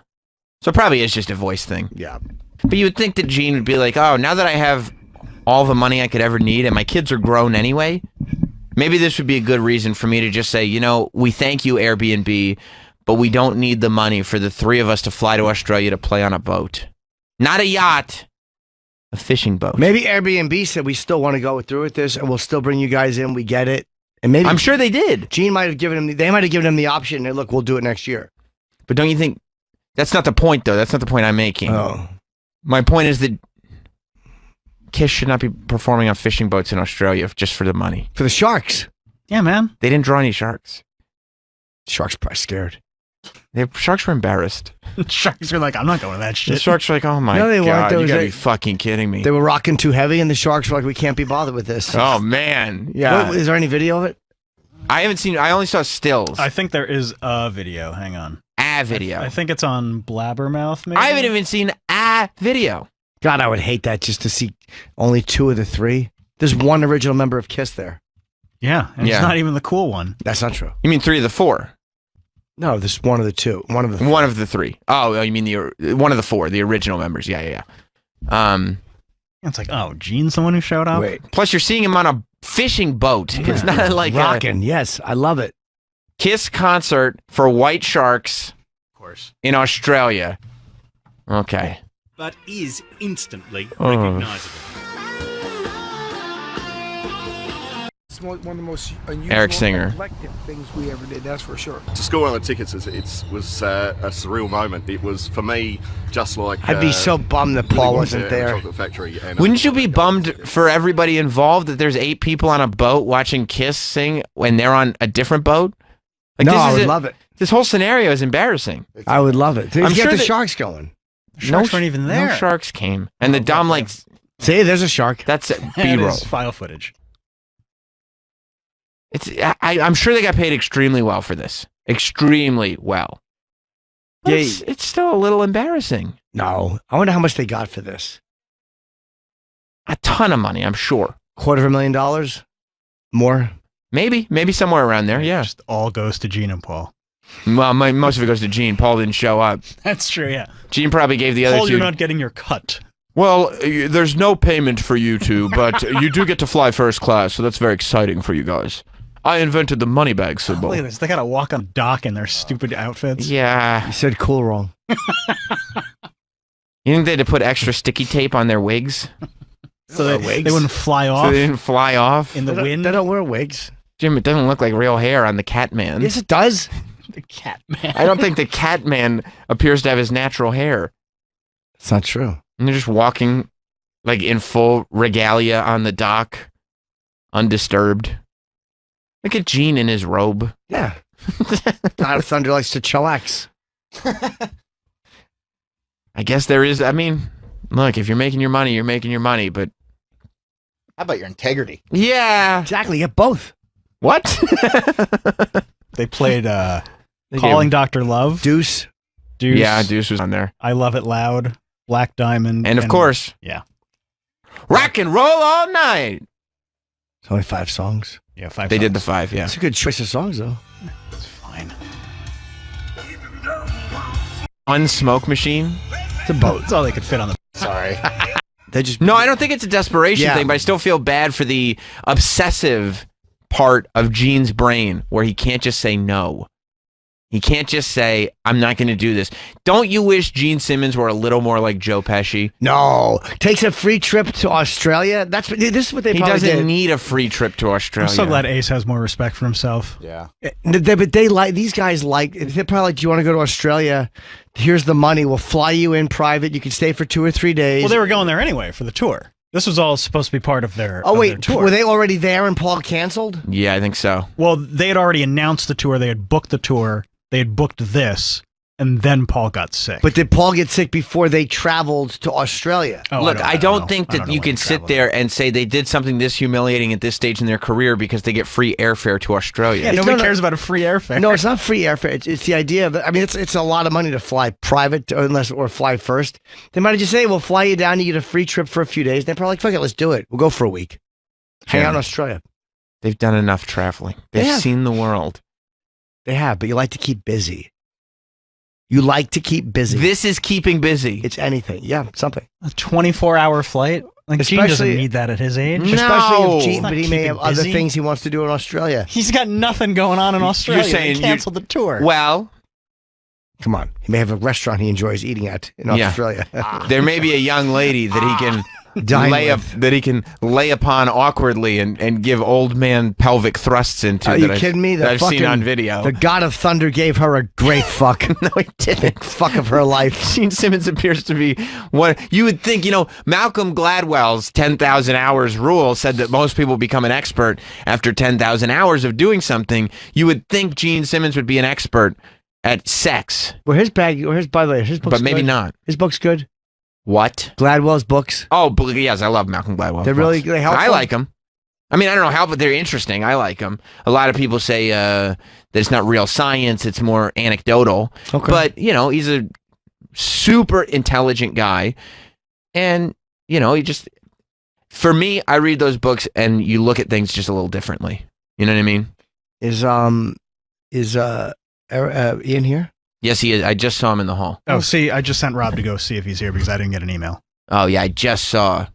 Okay. I just saw him walk past the studio, so he can Oh, come in. all right. Or as I called Ian, Dr. Love. Awesome. Not cool. Very cool. I saw Pearl Jam play Black Diamond with Ace at the Garden once. How was that? Awesome. That would be great. That was awesome. Yeah. Would it be cool if Pearl Jam was on a fishing boat? No. It would be embarrassing. It would be The embarrassing. lady behind the counter. What if he was like this? Jeremy's sailing. Little old lady giving me some shoe fly pie. You really are a fan. What's the name of that fucking dumb song? Elderly woman behind the counter in a small town. Yuck. Elderly woman teaches me something I didn't know. Fucking boo. It's a great song. It's not a great song. It's better than Dr. Love. It's not. Whoa. At least Dr. Love is putting loads in people. He is doing that. Fucking old lady behind the counter is just miscounting the register. Rotten old cunt. She's bad with money. She is bad with money, giving away all the fucking beef jerky. Wearing fucking knee-high stockings. I hate that old lady. Well, elderly. Before we get too deep now. into Rob's thing, is where did Ian go? Maybe he's in the bathroom. He went to the bathroom. Yeah, I didn't. Maybe he had to make him a toilet bowl. Oh, is he dropping a homeless man diarrhea bucket? Yeah. Something like that? Elderly woman. Okay. So if you had found out, if you were in Australia and you had found out that Kiss was doing a fishing boat concert to try to attract some sharks, would you go like, oh yeah, I want to see the sharks? Without Paul. Without Paul. Yeah, I'd be without very Paul. disappointed he wasn't there, but if I was there, I'd see them. Sure, Yeah. just say hello. And you're like, yeah, you guys are pretty smart to you probably got a flight to Australia for this, right? Yeah, This is pretty smart thing to do. I'd probably be like, what dumb sharks? Can you believe the Sharks are missing this? Yeah. Probably scared. What's more embarrassing, that or Motley Crue getting back together? Dude, I don't even. How do they sound live? How do we sound live? Motley Crue now at this point. I don't know. Like No you look shit. at GNR still sounds great live. They had a video. Yeah, but of, Axl's got one of the greatest voices ever. Video of Vince Neil sounding like Bob Dylan. Vince sounds terrible. Oh, yeah. does he sound Yeah. bad? No. Well, to be fair, they haven't been on tour since 2014. Maybe they're better. They're more popular than ever now. They're touring with Poison and Def Leppard. Did you see the video introducing Motley Crue back to the world? No. Oh boy, Ian Fidance just walked in. Is this the Larry King? Hi, everybody. Larry King. Hey. Remember when he introduced Motley Crue years ago? Oh, the Motley Crue. No, let's. They did a video announcing because they signed a contract Okay. that said they were never going to perform together again, Mm-hmm. and so they had to do. They said because they already did a final tour in 2014. Sure they did, yes. And they signed a contract because everybody was like, "That's horse shit. This is not your final tour." Right. And so they did a whole press conference where they all signed a contract, said we're never going to perform again. And then it was like, let's get the band back together. Did you see The Dirt? I did see The Dirt. It was I okay. I thought it was just going to be a documentary on Me Too. Because of just all the fucking crazy things they did in the 80s. I mean, The Dirt was basically, it was like it was a Lifetime movie for guys. Yeah. Like it was a raunchy Lifetime movie. Yeah, Vince's makeup was insane. They made him look like Kurt Cobain. Yeah, Like yeah. when he had the little scrub, I didn't love it. No? The Dirt? Yeah, I mean, it thought wasn't like a real movie. cute. Yeah, I don't think you could ever sit there and be like, oh yeah. Where's the Motley Crue intro? You got to play the Bob Dylan thing. His voice is so That's so fair. bad. It's embarrassing. You want to Have do the Bob you heard Dylan it? thing before you play the which one you wanna see reintroduction video? Hit the Bob Dylan thing. By the way, Ian Fidance, our pal, you know him from Sex E in the City on iTunes. He's on Nikki Glazer's show all the time. And he's going to be at the Parks Casino Theater in Bensalem, Pennsylvania, part of Bumping Mics this Saturday. Then December 13th and 14th, he's headed out to the Stress Factory in New Brunswick. December 20th and 22nd, he'll be in Cleveland. December 26th through the 29th, spend your Christmas with him at Caroline's on Broadway. Yes. And it's all with Dave Attell. So come on out. And you know Ian Fidance from his great quote, I love ska. Well, I wore the shirt for you, fellas. Mighty Mighty Boss Tones. Yeah. Yeah, that's right. Yep. Well, we're more of a metal crowd here. We like Kiss playing on fishing boats. We do. And we like the new Motley Crue. Today's Motley Crue. Generation Swine. That's right. I have a high tolerance for a voice that isn't what it used to be. You like it better sometimes, it seems Take like. a listen to this, pal. I don't mind it. Okay, let's hear it. Here it comes. fucking Janet Jackson lip syncing her shit. I'll take this, even though I know it doesn't sound like it should sound. Here it is. That looks like that with a lot of guys. Yeah, and it's like shredding ching, guitar. chong, chong. Yeah. It's like Creed like. shreds. That's what that sounds like. Well, That's real. Yeah, I think it's because it's been around forever. He just can't get the notes anymore, and then just mumbles. Yeah, it's all really embarrassing. And he's fatter than ever. $500 for tickets. I mean, Vince Neil back in the day, he was thin. He looked like I saw rock the dirt. star. He got tons of puss. Yeah. I mean, it's like when you're a front man like that, like. They used to drive around and instead of washing their dicks to go back to their girlfriends, they used to chop the tips off of burritos and stick them on their peckers. Smart. To get rid of the smell. Smart. Well, yeah, because what's going to... Who in the band secretly wanted to fuck a burrito? But then the girlfriend then go like, well, how come your dick smells like Mexican food? Yeah. Yeah, no, don't worry about it. I respect that. Nikki and Tommy would go a whole tour and fuck girls every single night and not wash, and they'd see how far they could go. That's great. Without showering, yeah. Oh, That's great. Why would they do that? Well, that was rock and roll. That was the heyday. Do you want to see the video that lets you know that Motley Crue is coming back, baby? Lie now.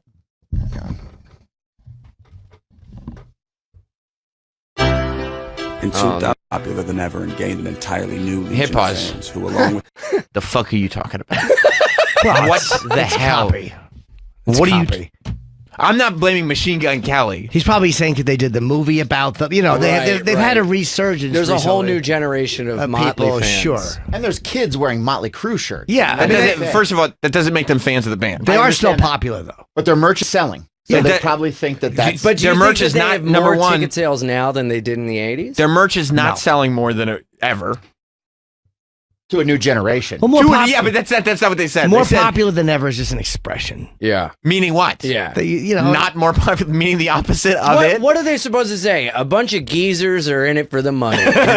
You know, they gotta lie. They have moderate popularity. Yeah, I mean, yeah, they're yeah, still a popular band. But why don't they just say... Vince sounds like ass. Come and hear it. Why don't they just say more popular than they have been in years? A or resurgence in popularity. Resurgence in But popularity. more popular than ever sounds better for tickets. Of course it sounds better because it's a lie. Because the truth doesn't matter anymore. Well, Everybody's dude, lying. Nobody cares. This is coming from Sam, who got Yeah. mad at me on the show when he goes, "How many listeners do you have?" And I'm like, "I'm not sure." And Sam went, "Millions." Yeah. When I said that, it was a lie. We're now more popular than ever.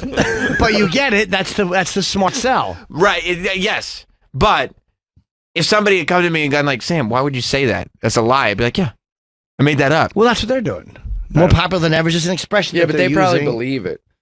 Yeah, they're not more popular than ever. They're not. No, They're more popular than us.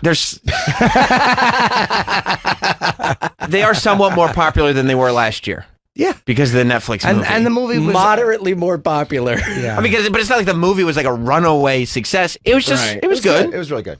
I didn't love it. Yeah, it was fine. I enjoyed it. I watched it twice. I know, but you also like Bohemian Rhapsody, which That's pretty good too. I know, but I didn't see it. How about poor Well, you know, I Elton? don't like to. What? I don't like to bring this up because I had this opinion before I knew that Troy liked the movie. Uh-huh. But I will say, because it is what my standing on the film was before Troy said that he liked it. What? Bohemian Rhapsody is a movie that was, well, it was made for stupid people. Wow. Yeah, and that's not a shot at. Wow. You know, no I don't wonder like I to- didn't see it. Yeah, it's Well, I didn't know the it's- Queen story, so it's nice to know it. No, you don't know it. It's for stupid people. Nah. That's not the story. That's not the story. And by the way, the only thing that makes Motley Crue still cool is Nikki Sixx and Tommy Lee will be eternally cool. And Mick Mars is a fucking. Mick Mars is a walking. He's a disaster, but he won't. I love the fact that he still plays. badass I to like that they still kept play him like too. that. Yeah. That's why I love Def Leppard kept Rick Allen after his fucking arm came off. Oh, yeah. The drummer from Def Leppard only has one arm. That's right. Yep. If you're gonna do this, you got to do it with the original lineup. You do. Yes, man. yes, And I 100%. respect that. Yes. Let me hear the rest of the intro. So far, it's got me going. with diehard crew heads demanding Contract. I hate the confidential stamp on that fucking envelope. Who's gonna sue you? What is a contract? That they would never play again. That's how they got people to come see them last time. Oh. Which, by the way, they would never produce if anybody asked to see it. There's only 4 signatures on the contract. They So if the should've- 4 people are on stage together, What are they going to sue each other? Well, they said the only way they can break the contract is if all 4 of them decide to do it again. Oh, they could, meaning they could. I kind of like that. Isn't that how every band gets back together? It sounds like the plot to Fast and the Furious, like 19. Yeah. They're getting back together. Meaning if one of them didn't want to do it, they couldn't do it with a new singer. But then how's that the final tour? They're saying this is the final tour unless we go on another tour. Yeah. Well, it's confidential. We're seeing something we're not supposed to say. That is exciting. We don't know what's in that contract. They should have wiped their ass at the contract like the Lone Rangers. He wipes his ass with his record contract. Yeah. And how many times has Kiss done a farewell tour? That's true. How dare you? They do. But you know what? What about Ozzy? The fans want him back, don't they? Ozzy's doing No More Tours 2. The best. Didn't he just release a song? He did, yeah. Was it good? I fucking one of my favorite things ever. Oh, wow. But the point is that, like, they specifically did this whole contract gimmick to make it seem like I know a lot of bands do final tours, but this is really, really, really the final tour. Right. And then, like, a couple years later, they're like, but there is more money to be made. Here's what I think. I think they mean it when they say it, but I think that they also then feel like, I want the money and I want to do it again. Oh, I believe we have the Queen of England calling in, as I promised, by the way. Yes, we have a special guest on the phone. Ladies and gentlemen, the incomparable Colin Quinn. Hello, Colin. Hello, this is not Colin. Oh. Hello, Mumsy. Yes, hello, Andrew. This is your Queen Mother. Oh, I got confused. Oh. Yeah. Hey, Mumsy, it looks like Sam almost blew it. Well, when you say who's calling in and you don't tell anybody what your bid is. Oh, I said the Queen of England. That should be enough, Mumsy. Yeah. Yes, sounds like don't try to deconstruct a bit. Well, maybe. For 50 years, try not to be superior. I'll come in here and bite. On the phone, you'd know who it was. In fairness, you have been sitting there for 2 hours. You make a point out the one you did about Jeffrey Epstein. Oh, Mumsy, it really seems like your voice is getting clearer and clearer. You sounded a little bit cut out, Mumsy. Do you need a spot of tea? Who are you? I'm sorry, I'm just a jester. Oh, Mumsy Charles is here. Hello.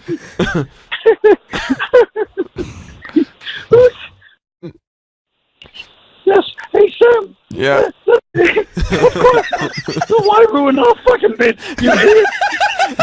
Are you saying that he suspends disbelief when he needs to, Mumsy? Exactly, son. Exactly. Because Queen, usually there's at least a word of communication so that people involved are slightly aware, and the phone screen in front of me doesn't say Colin Quinn on line 12. Well, I also blame that producer of yours, Roland, that asshole. I texted him about it this morning. He never got back to me. I called his old number and it went straight to voicemail. Hello. Slacking on the job. Oh, yes, Roland has his hand in too many pies, and I mean that metaphorically and literally. Oh, wow. Well, Queen, yes. I did see. I was shocked because we went through the Prince Andrew, Jim and I don't know where Jim is actually. He just kind of skirted. But Jim and I went through the Prince Andrew interview yesterday, and we kind of thought that you were going to be really upset and you were going to take the royal privileges away from Prince Andrew. But I'm reading in the paper today that you're actually standing by Prince Andrew. You were very happy with my interview. Yes. I'm crying. Because I come from a time when you put these sluts in their place. They should be privileged to have royal intercourse. They're all gold diggers. Queen, I don't think you saw the interview. Prince Andrew said that he did not have sex with the women. He said he didn't have... What? I'm sorry, Mumsy. It sounds like there's an elderly man ordering tea. No, I just tried to see one of my oldest and dearest friends in the street. Oh, you did you? Queen, I'm surprised you were just walking around the streets. Yeah. Mumsy, you sound stupid all of a sudden. What? How do you think it felt? One of the people I've known for 100 years. You hear me doing this voice, and I wouldn't even talk to him except in this voice. Queen, I would have thought that for this exclusive phone Your interview Highness, that you're not Queen. I'm sorry, Your Highness. You're right. I apologize. Your Highness, I would have thought you would have stayed inside Buckingham Palace and not walked the streets of London. I should have. Well, that's a disaster. That's A train wreck, almost like the famous train wreck of Herefordshire, 1938. Inside royal joke. Now, well, I hope you watch season 3 of our Netflix special, The Queen. I mean, you know. Yeah, no, I know. Yes. Queen, you usually, I'm sorry, Your Highness. Your Highness. You usually recommend that the royal family not do interviews. It's very rare that the royal family give interviews to give the BBC unprecedented access to Prince Andrew, and then to give us here, Jim Norton and Sam Roberts, unprecedented access to you, Your Highness. What's changed in the royal family that you want to add this level of transparency? Yes, well, that's a very good question. Thank you. The reason I gave you unprecedented access is because Ricky Gervais, who's a big English, celebrity, seems to go on your show with an alarming frequency. No one can figure out. Yeah. So I said, if it's good enough for him, it's good enough for Andrew. Oh, well, it backfired, as you know. Well, that's great, Queen. That's great, Queen. Your Highness, Your Royal Majesty. So nice to have your support, Mumsy. Yeah. Well, I'm sure half of your listeners have careened off the road by now. I would hope so. I'm sure they have. Let's keep doing this till the other half go. Wow, Your Majesty, I'm glad that you called in this morning. I think Mumsy doesn't like that you're trying to wrap it up with her. I mean, I don't want to wrap it up too early. It's just sometimes I get the feeling that you may have given us all that you have to take. Well, like the British Empire itself, we don't want the sun to set. That's right. In the middle of the bit. Oh, yes, that's a good point, Mumsy. You sound like Vince Neil trying to sing Home Sweet Home. Well, coincidentally, I will be at the Leicester Square Theatre December 28th. So any of your British listeners are enjoying this bit, which they must be. How could they not? Yeah. That's December 28th. December 28th at the Leicester Theatre. Yeah. Prince Andrew, will you be attending to see Mom there? I certainly will. Leicester, you idiot son. Hey, son, it's not Leicester. It's Leicester, you moron.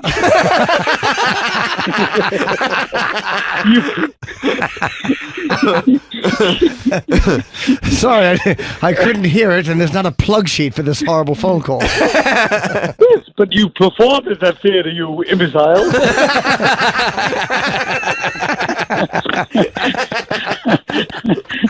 I don't recall.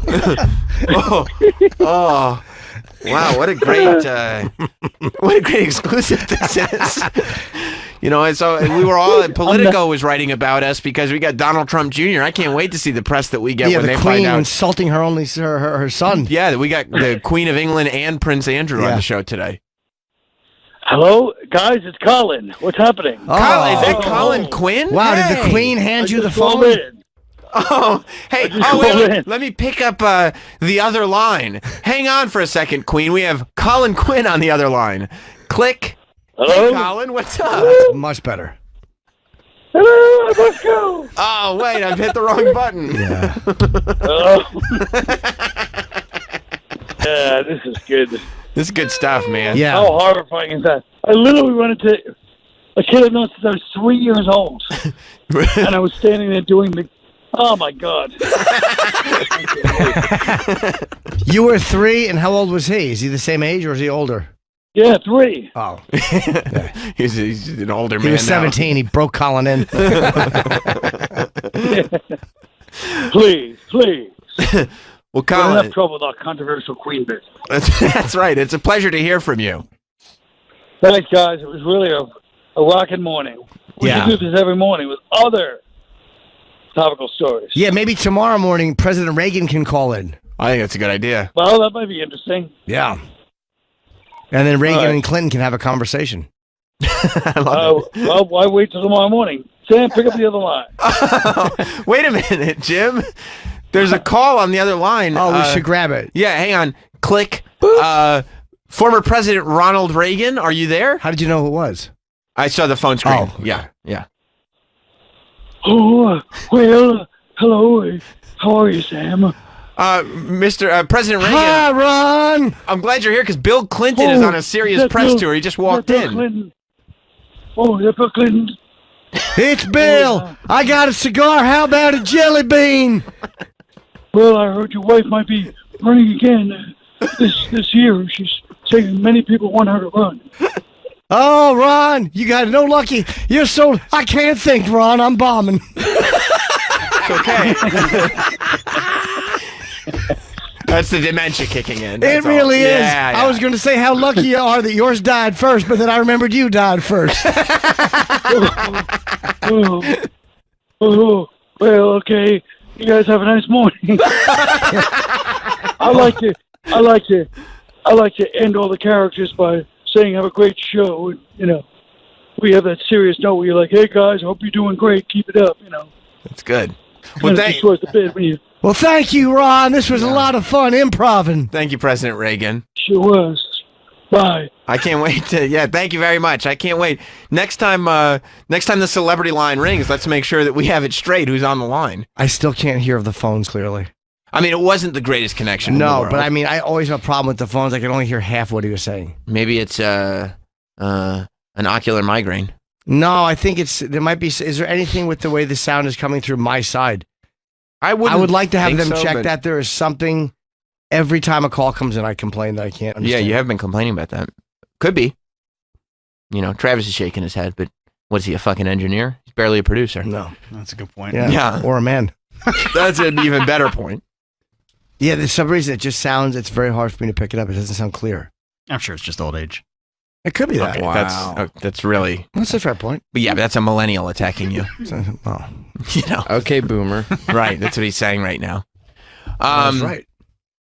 I'm just grateful I got to be here for history. That was incredible. It really was. Oh yeah, we get people like the Complete Queen of access. England and Ronald Reagan calling in all the time. Amazing. Oh, did Prince Andrew leave?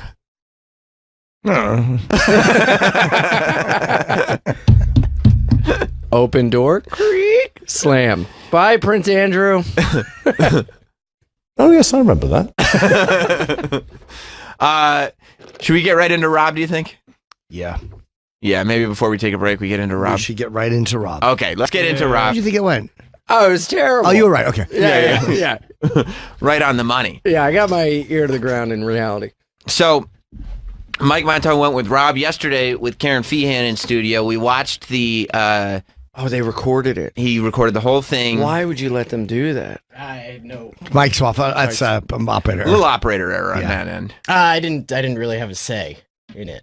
So, Wow. yeah. Take control of your life, man. I've tried to. It's not going well. Yeah, and he was very unhappy. I don't know how he's doing today. Yesterday he was He's very still unhappy. unhappy. Oh, no. Why? What But happened? he might just be getting out of the funk. I don't know. What happened? He was very unhappy with the whole thing yesterday. He doesn't appear to be getting out of the funk. Why? Did you play the speech?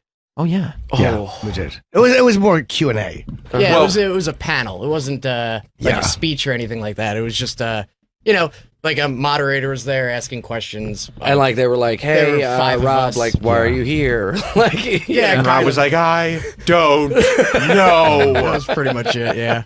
And then Mike Montone here, our reporter, Roving reporter. Yeah. he What's happening, Ian? he jumped in for the Q&A, and in front of Rob's whole school and everything, in front of all the people Rob wanted to impress, he asked Rob why if Rob could explain the media's organized cover-up of the Epstein homicide. Jesus Christ. Yeah, they were good questions. Who had a bigger Pekka, Jim Norton or Chip Chipperson? Yeah, that was a good question. That was a very good Rob question. did answer it. Yeah, Mike asked all these questions. He did, Yeah. in front of everybody. There were like 4 of them right in a row. Just doing my job. And then at the very end, Mike attempted to give the panel a standing ovation. Unfortunately, it was only Mike that was standing. Unfortunately. And applauding. Oh, God. Unfortunately, I already feel so uncomfortable. Yeah. It was a little embarrassing. Were you a little embarrassed? Oh, yeah. Yeah. Yeah, it was, wasn't fun to go out to the cafeteria afterward with all of them and just kind of... With the people that were on the panel with you? Yeah. Oh, you didn't just leave? No, I mean, they invited us for lunch and everything, so... Did Mike go with you for lunch? Yep. Oh, my God. It was delightful. Was he invited? I mean, because here's the we thing. got him in. Here's the thing I noticed. Lori did ask me if I wanted to come to lunch with you guys. Who's Lori? She was the person in charge. The who, woman like, set it coordinating all the up. event. Yeah. Because the thing about Mike She I've was noticed very is he nice. really doesn't wait for like the social cues. Like for example, right before they were going down, like the day before, I said, "Mike, are you driving with Rob?" And Mike responded, "Yes, I am." And I found out later he hadn't even asked Rob. Yeah, he just assumed said he yes. muscled his way into the car. Wow. It was a work function. We were both going to the same place. Well, Right, your coworkers. I would after have thrown all. him a couple shekels for gas. That's nice. That's nice. So we saw the first part yesterday. Mike interviewed a couple of people after the panel to find out what they thought of the whole thing. Some of the students that were there. I got it was just one chick. We talked to the administrator who set it up, but she didn't want to sign a release. So Okay, but this student did. Yes, she okay. did. All right. So let's see what the student, because in this studio things might come across as worse than they actually are. Right. So let's see what the student thought. So, are you a communications student here at Scranton? Yep, I'm currently a strategic communications. The same place. Well, Right, your coworkers. I would after have thrown all. him a couple shekels for gas. That's nice. That's nice. So we saw the first part yesterday. Mike interviewed a couple of people after the panel to find out what they thought of the whole thing. Some of the students that were there. I got it was just one chick. We talked to the administrator who set it up, but she didn't want to sign a release. So Okay, but this student did. Yes, she okay. did. All right. So let's see what the student, because in this studio things might come across as worse than they actually are. Right. So let's see what the student thought. So, are you a communications student here at Scranton? Yep, I'm currently a strategic communication with track and public relations. Well, you've just taken in the More about Sirius and how he got where he is. Yeah. And I also... how I thought it went, but I think we'd rather hear how you thought it went. I thought it went all right. I mean, my wording kind of gets fucked up a little bit sometimes, but I thought it went all right. I mean, The things protruding from that jacket are enraging. What, My hands? The No, pockets? the pockets, the thing hanging Oh, out, the the way the neck. pockets are unbuttoned, the neck thing's flying off. It's too Right. much. It It's is busy. a lot. Like It's he's too busy, Rob. It's a great jacket. He's got pockets It's a up at the horrible coat. abdomen, but Love then he's it. got more Wow, what pockets a- down by the The waist. back of the hood's all crumpled up. Yeah, whatever covers up the cardigan. Into it. What would you consider the highlight of your morning here at Scranton? Oh, I mean, the highlight probably, letting all these kids know about my. I don't know. Who would you say?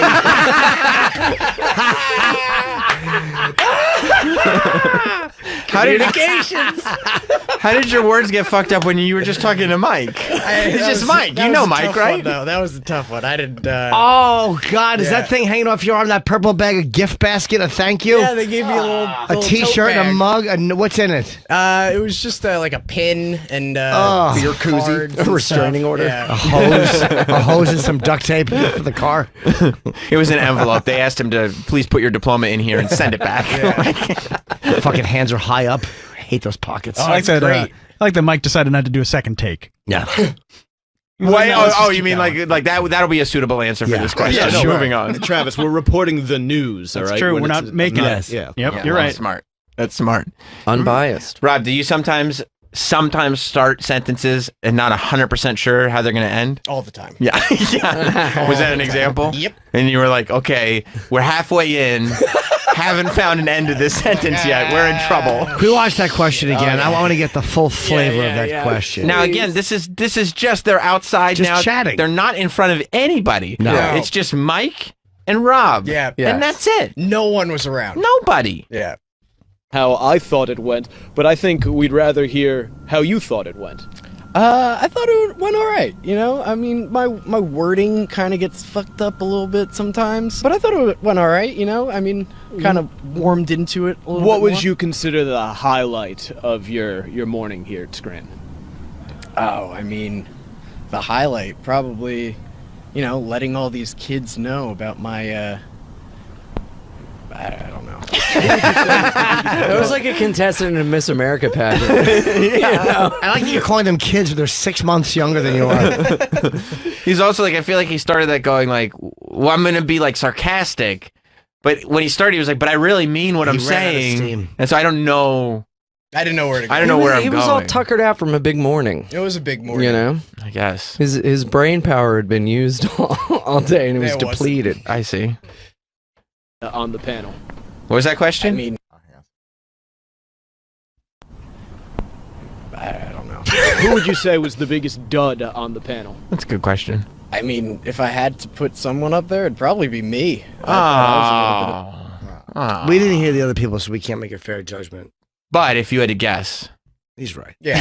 Yeah, okay. I was saying myself. All right. I feel bad for him, but I can't call him a liar. No, I was there. Yeah, It was yeah, me. yeah. I know it. I believe that. So- Was it you? Good accountability. Yeah. I believe that. Yeah. A bad carpenter blames his tools.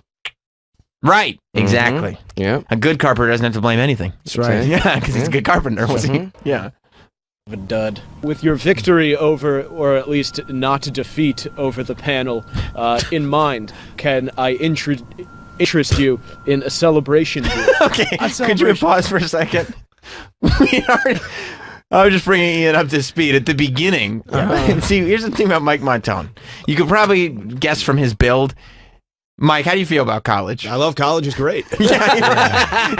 He loves college. Yes. And at the beginning of this bit, right before the speech, he tried to get Rob to shotgun a beer. Rob said no.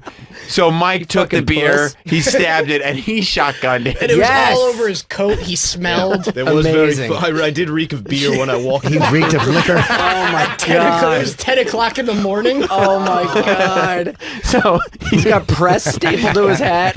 So you've decided it's time for another brewski because Amazing. we're in college, right? Yeah, that's what you do. Yeah. Okay. If you're not wasted, the morning is. Okay, let's scroll back a little bit. Did they know you guys were together before you said it? What? Yeah, I introduced him to the person who was in charge because when we got there, it was only us in there, really. So it was just How many people showed up to this? yeah, like 40, 50. Whoa.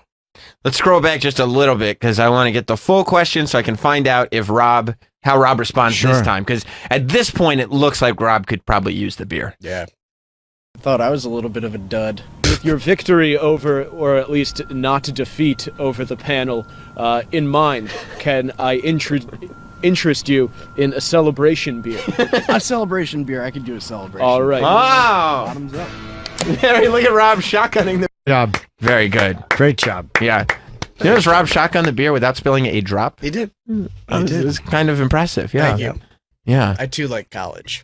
You do. Yeah, I had a good time in college. That's It was right. fun. That's, if I'm not mistaken, that's where you were intimate with 7 to 12 women. 7 to 12. That's right. Sure. That's the number. Absolutely. Yep. Wow. Yeah. Yep. It was a good time. Yeah, I'll bet. It sounds like a good time. Well, all right. I'm glad we got the wrap up on that. Well done. Thank you. How you feeling today, Rob? I'm all right. A little better. Why were Yeah, you a so little bit. upset yesterday? Just kind of over the whole thing. I mean, I didn't really want I didn't want to embarrass my, I don't know, the Self? school, myself, also as well as the school. You by- were, I believe me, yeah, by you were. putting them Virginia in- Tech was less embarrassed by a certain student. Yeah, just kind of by putting them in that position to Get free press? That's Yeah, I true. guess. What the hell? They got a person who works on a giant radio show who went to their communication school. That's true. Yeah. Although, when you were speaking to the students, you did tell the students of Scranton University that your experience at Scranton University put you in a position where you could get no jobs and you had to go to a different school. Jesus. He said that in his happened. speech. Yeah, he did I mean, say it was the Connecticut School of Broadcasting. A lot of people go there too. Right. It's a good.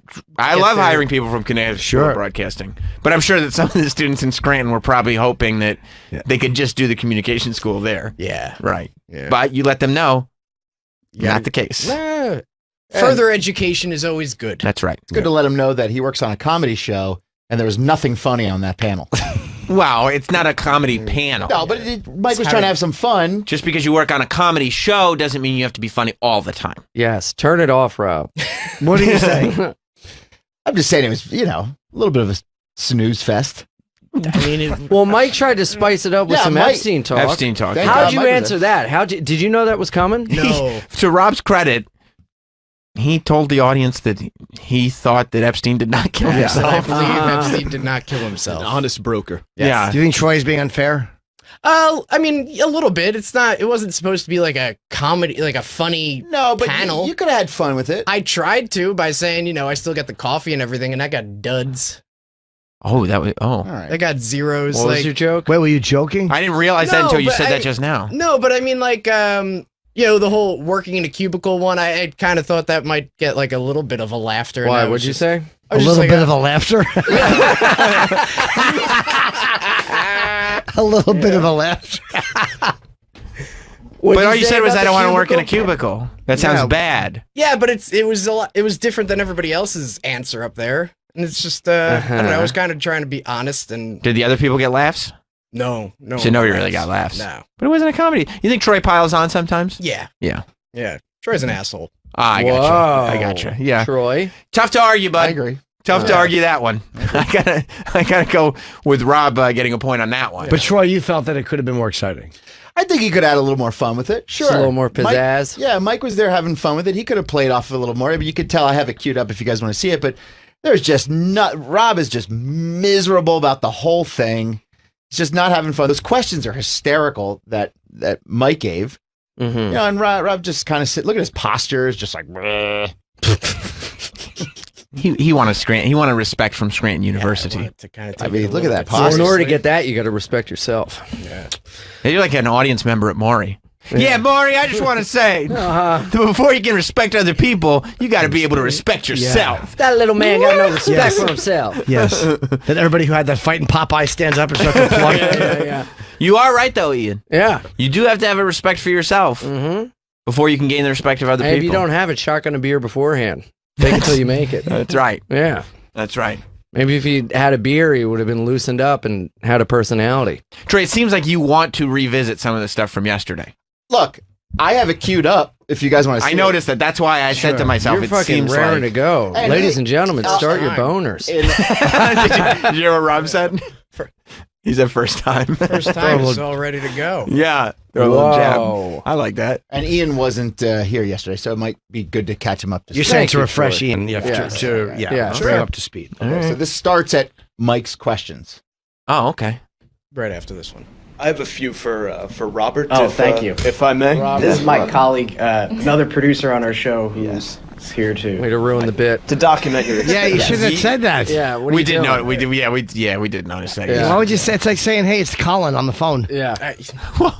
You know, Wow, it's contagious. at least Rob knew that there was a bit happening. part of the press. I've been asked. I am a member of the press, and I have been asked to make a few inquiries. This is a question in multiple parts, and if you could just kind of answer them in order after I finish. Sure. Thank you. First, number one, why did you lie to Anthony about the party? That was a reference to Rob lying during his internship. Yeah, years ago. Yeah. Back in 2012. 2012, he lied on the air. 7 years ago. And Mike decided to bring that up. And Were you Rob, expecting that question? No. how Rob being quick on his feet, he decided instead of brushing it off because nobody knew what Mike was talking I had about. to explain the whole thing. He got into the entire story. But it was a good explanation. Look at how excited Troy is. It's a good explanation. All I had to do was say, "Oh, it's for the air. I was just goofing around." But Yeah, in hindsight, I should have. Hindsight is the key. It is. Yes, Let me get the explanation. I lied when I was an intern. Pretty much the last week of my internship, I lied, and I was gonna have a party. And this It whole sounds thing like he's kinda- giving an apology for blackface. I lied. I was young. Things happen. You know, I look is a back. teachable moment. I look back now. Yeah. And I'm ashamed. Yeah. He does. He sounds like Trudeau. I learned from my mistakes. Yeah. It happened where it just didn't work out. I just didn't go through with it, and I guess the hosts were invited and ready to come, and then I just had to cancel it just because of it was family things. Also, not a lot of friends could come, so I was a little embarrassed. Oh, he didn't have to put every detail in there. I mean, it really is. So the thing was that breakout. Yeah, I worry about you, Rob. You might fold into questioning. I think that the story was that he pretended it was a weather-related cancellation, but the real reason was because no friends of his wanted to come. And also that day I had to help move my brother. And so we beat him down into But also it was submission. mainly the friends. Until he admitted that he was embarrassed that he didn't have friends coming over. It was pretty bad. And then he kind of left that behind. It was a very big learning, Moment. Yeah, Sure. I definitely learned not to lie anymore. And, As much. No, I mean, Okay, all right. Not to lie as frequently. That's fair. Yeah. So this question actually wound up being incredibly helpful. Okay, Mike, you trying to give yourself a little pat-ski? Yeah. Yeah, okay, good for you. And it's pertinent to his professional experience. Yeah, All right. It's a you're good right. panel question. I still right. got the job after lying. So. I mean, it took a long time, though. Yeah. I did dress years. up as my boss at the time. That The was Nagel, funny. yeah. That was funny. Threw egg McMuffins and That was funny. Yeah. That what was the second one? McClunky. Yeah, what does the word McClunky mean to you? McClunky, it means that. Hang on, pause. Okay, this is okay. Here's what this is, because I think I remember the answer, and you just answered it, right? Yeah. Like the real answer. So this pause right here, what you just witnessed, that was as we've heard in production pieces, the creative part of Rob's brain, and it was going, and he was like, "Goddamn tumbleweeds!" There was just nothing in there, so he was like, "Well, I guess I better just give a the real actual answer." Oh no! I love the posture on the people who you can't see. The guy has his hand on the side of his face. They're not enjoying this. No. You can't see it, but he's holding a gun to his the guy head. next to me with his arms crossed. What does this say? What does McClunky have to do with communication? Do you know what McClunky is, Ian?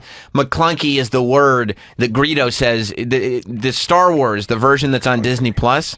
George Lucas edited it again. It's like a curse. And now there's a scene with Greedo saying the word McClunky before he gets shot. Isn't that a curse? Why McClunky? Nobody knows. Because George Lucas thinks. That's it. Right. That's the answer. But let's see what Rob's answer was.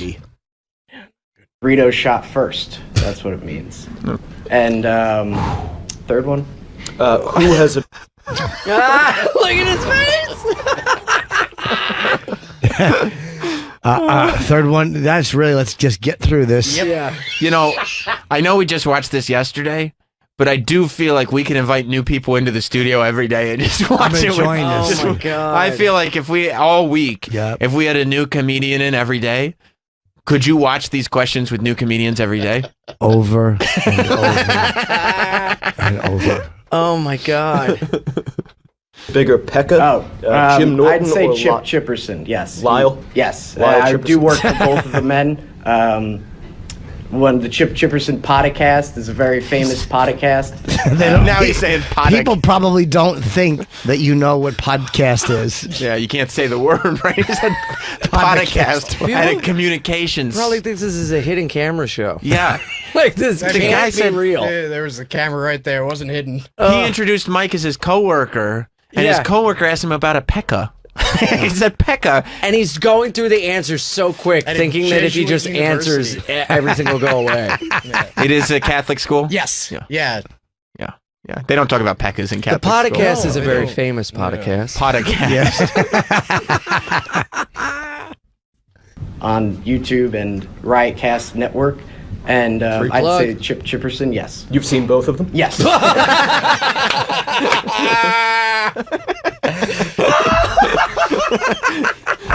Like, amazing. You've You've seen both of them. Look at the shame. Okay, the face that he's got right now is literally, if you told me Rob was at a funeral for a family member, I would say clearly, yeah. Poor boy looks defeated. He's at a funeral for his invite back to the college. He's just not getting a plaque on the wall anymore. Yeah. It's okay. Syracuse doesn't acknowledge me either. Don't even worry about it, Rob. That's understandable. Yeah, finally, why has the media been complicit in covering up the Epstein homicide? Yes, right. Yes. I'm glad you mentioned. You just can't. But here's what's brilliant about that question. The question is about the media. The media working in communications. This seminar being about communication. Perfect tie-in. It really does tie in. Good and work. I love that you called it a homicide. Yes. Well, let's call it what it is. We all know what it is. You're right, Mike. Well, I mean, they definitely have a connection to Epstein somehow. I'm sure he's given money to. But you're also answering it like you're in on the conspiracy. Yeah. He's got the inside scoop. Yeah, like now it's sitting there. Everything you've said has now been clouded by the fact that you're an Epstein conspiracy theorist. All these organizations and corporations where they just don't want that. Look at the woman's left hand Oh my twirling. god! Oh my god! Twirling Whatever nervously. she's twirling. Who was that woman? What did she do? She was a student. She's just twirling her, like waiting for this answer to be over. Go back 10 seconds and watch her hand. You think everybody on the panel has douche chills? I don't think anybody on the panel knows what the hell is going on. They're like, why are these guys doing this bit together? Right, This is terrible. And this kid seems humiliated. Invited and ready to come, and then I just had to cancel it. Just what was the sound? Jim Norton I'd say or Chip Lot- Chippers. Norton? Yes, Why I Chipperson? do work for both of the men. Both of the men. One of the Chip Are you on Chipperson- trial? Yeah, this does look like it could be a deposition just as easily. Truly. Yeah. Podcast is a very famous podcast on YouTube and Riotcast Network. And I'd say Chip Chipperson, yes. You've seen both of them? Yes, I have. And yeah, finally, why has the media been complicit in covering up the Epstein homicide? Epstein. Watch her hand. I mean, they definitely have a connection to Epstein somehow. I'm sure he's given money to all these organizations and corporations where they just don't want Playing that with the stuff to ribbon. come out. So, Thank you very much. I believe Epstein did not kill himself. Good for you. For the record, Why did you add that in at the end? He wanted to just put a bow on the whole thing. yeah. Just like, you know what? I'm already here. I believe that Epstein did not kill himself, but I can assure you, I will. I want to post the photos I took of Robbie. I took a couple of shots of you yesterday. It was so funny, the expressions. It was just misery. Misery. Utter misery. Like the emotions were pouring out of his skin. Yeah. Is there a way to do that on Twitter, like post 4 together? Or Yeah, you Okay. can just post all 4 Somebody photos on actually Twitter. Yeah. sent something like that to us. If Rob scrolls through our mentions. Cool. You mean Troy? Yeah, Troy. Sorry. Were you high? No. Do you wish you were? Right there. Yeah. You know what? That's better than what I was going to do. I'm going to tell you something. We can retweet that at Jim and Sam Show. Who tweeted that just so we can give I him think a it was little? Miguel. Wow. That hairdo is Oh, yeah. great. Yeah, look at that little widow's peak. Hello. Yeah, Miguel tweeted it out. Not saying Miguel. He's took screen grabs. That SiriusXM video app is amazing, isn't It's it? great. But I honestly, these look like somebody from the Menendez trial. Yeah, they did. I was just going to say that. That's amazing. They did a good Amazing. picture of the video, so it was like Great job. You're right. The app is fucking clear. And you know why? You know why I love the people that are doing the app? Because they clearly were listening to the show Mm-hmm. and they listened to the Rob segment and they put it on a rush because they did editing to get this thing up. Great job. And it's already on the app enough that people are making like Photoshops of it. So good. Yeah, They must have loved It it. was 50 minutes or something. 5-0? Like that. Yeah. Oh, that's great. 45, 50 minutes. Knowing the SiriusXM video team, do you think they're also going to make a video of us revisiting it today? I'm sure they will. They yeah. will. You think so? Yeah. Hot dog. I just see the happiest boy. Boy, look at Rob. He's not happy that Hot dog. Are you glad that we revisited? Revisited this today? Travis saw me running down the hallway. What did you think of it? I love it. This is amazing. You think this is good stuff? This is amazing. The video guy last night texted me and said I got prime real estate on the app because of Oh, the they put you on thumbnail. the front page of the app. Yeah, they put me on the front page of the app. Oh my god. What a Okay. living nightmare. All right, Rob. I got that at 9 o'clock last night. And I was like, ah. Okay, this is another teaching moment. Yep. Yesterday, when you were pissed, Yeah. you said, "Don't you guys have anything better to do? You have news articles. You want us to read news articles when the thing that we decided to do instead is on the front page of the SiriusXM app." That's right. Yeah. Do you think that maybe there is some merit in this? I guess so. You have to realize there's great joy to be taken in your folly. Yes, I understand that. Hot dog, look how happy Hot Dog is. You made Hot Dog happy. I mean, Rob, look how happy Hot Dog is. Well, let me ask Hot I Dog. do like bringing joy to Hot Dog. Did you enjoy his? Did you enjoy the answers he gave?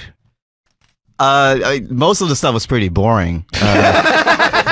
What did you enjoy though? About Like his actual seminar was pretty boring, but Mike's killing it. I love Mike. Thank you, Hot Dog. Well, that's not that good for Rob. No, you don't want. I don't want Rob to feel bad. Like, I don't think that if Hot Dog got a terminal disease and was a Make-A-Wish kid, This would be his wish. I don't think he could come up with a better wish that would make him happier than he is today. No. I Do you think see this the would joy be it. you bring? Yeah. Does that Have hurt some your fucking feelings? Gratitude, Rob. Does that hurt your feelings? No, I mean, A little. Hot Dog's taking. I mean, it's delight. It's delight. nah, I like Hot Dog. He's. I mean, that is he's an a friend. ear-to-ear He's a- smile. I've never seen him so happy in my No, life. I've never seen him happier. No, I didn't know his mouth opened that wide to smile with joy. it's incredible. It Great looks joy. It looks like he's gonna be blinding. sore. Like his cheeks are gonna be sore. Yes. from He's smiling so bursting. big. Yeah, He's happy and peppy and bursting with love. You really see That's those so gums. great. Yeah, he's so happy in there. Good. Good work, Rob. This seminar was boring. It was. I mean, it's like, you know. No, your answers were good. You didn't have confidence. I That- didn't. That was your I don't have problem. confidence. No confidence. You didn't have Every day. everything that people make fun of you for in your mind is the confirmation of what you already think. So you take it very personally. Like if somebody says, you suck, deep down you're like, I know I suck. So it's good. Instead of being fun with it, it hurts you because you believe what they're saying is true and it's a confirmation. Oh, they're saying I'm boring and not creative. And deep down that's an insecurity. No, because I don't feel that that's true. I mean, Oh, you should.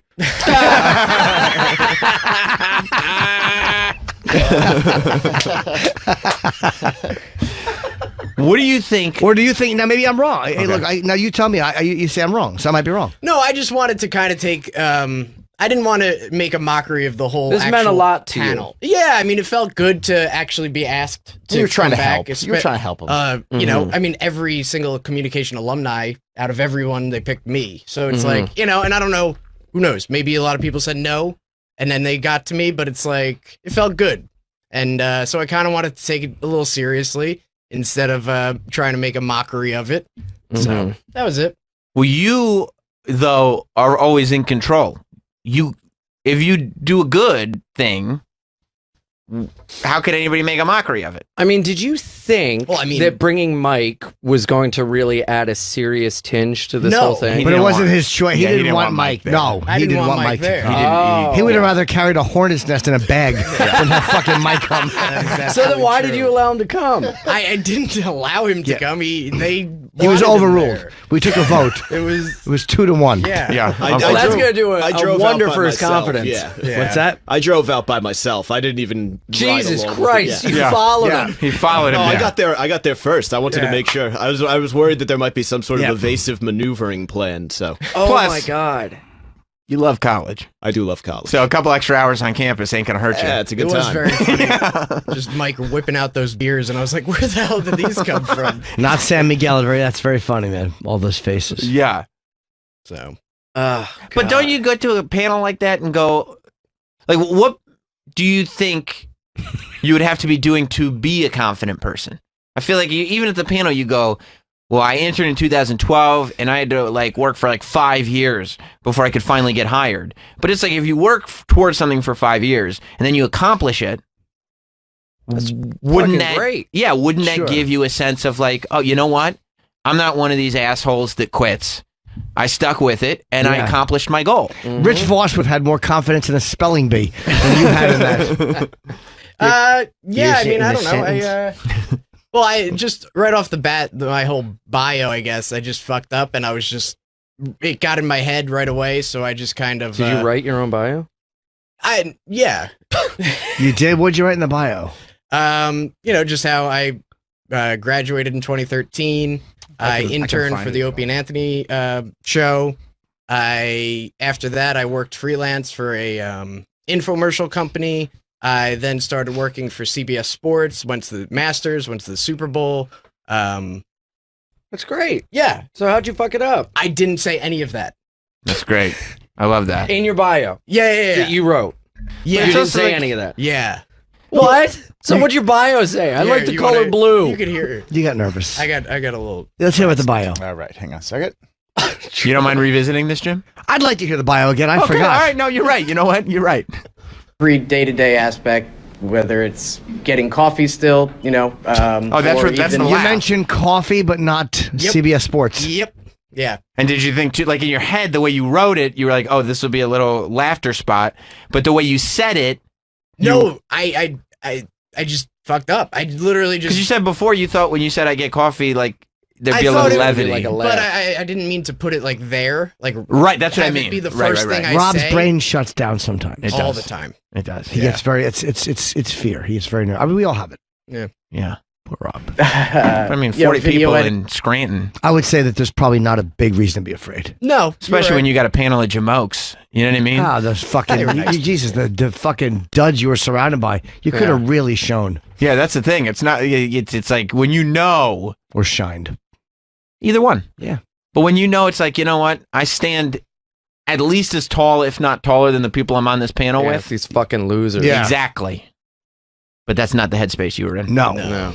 Mike Montone psyched you out. They all had Well, I mean, suits you on. guys kind of psyched me out. Didn't help that you were asking questions to me the other week or whatnot, and I was just frazzled. And You were. A week before, we asked you, how did you Yeah. get your job? And you could not answer. Yeah, That's true.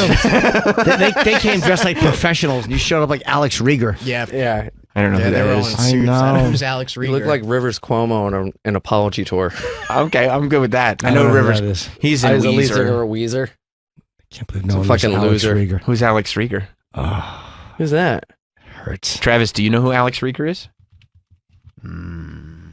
It's fine. I'm old. I'll take it. Troy, Alex A Rieger? taxi reference? Never heard of him in my life. Wow. Oh, he's Judd Hirsch on Taxi. Judd Got it. Hirsch. He does look like Judd Hirsch The way on he was Taxi. dressed, yeah. Yep. Good With reference. The sweaters. He always wore works. sweaters. Didn't know the man's name, but it works. Yeah, he always wore a horrible sweater. Yeah.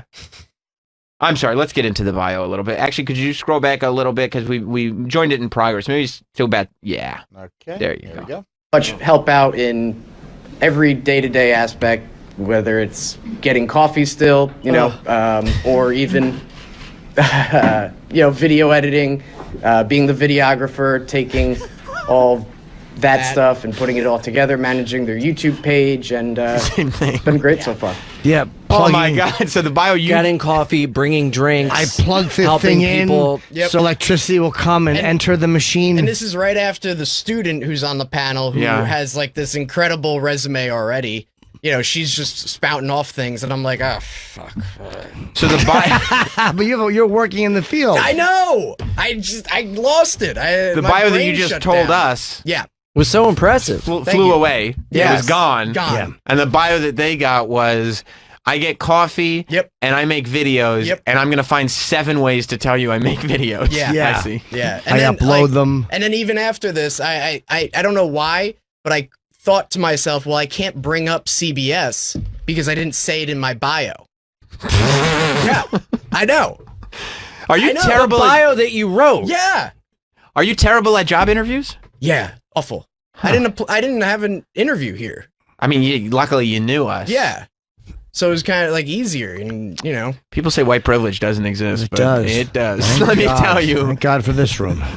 White privilege is Rob Sirocco. I mean, I think it was a diversity hire for being retarded.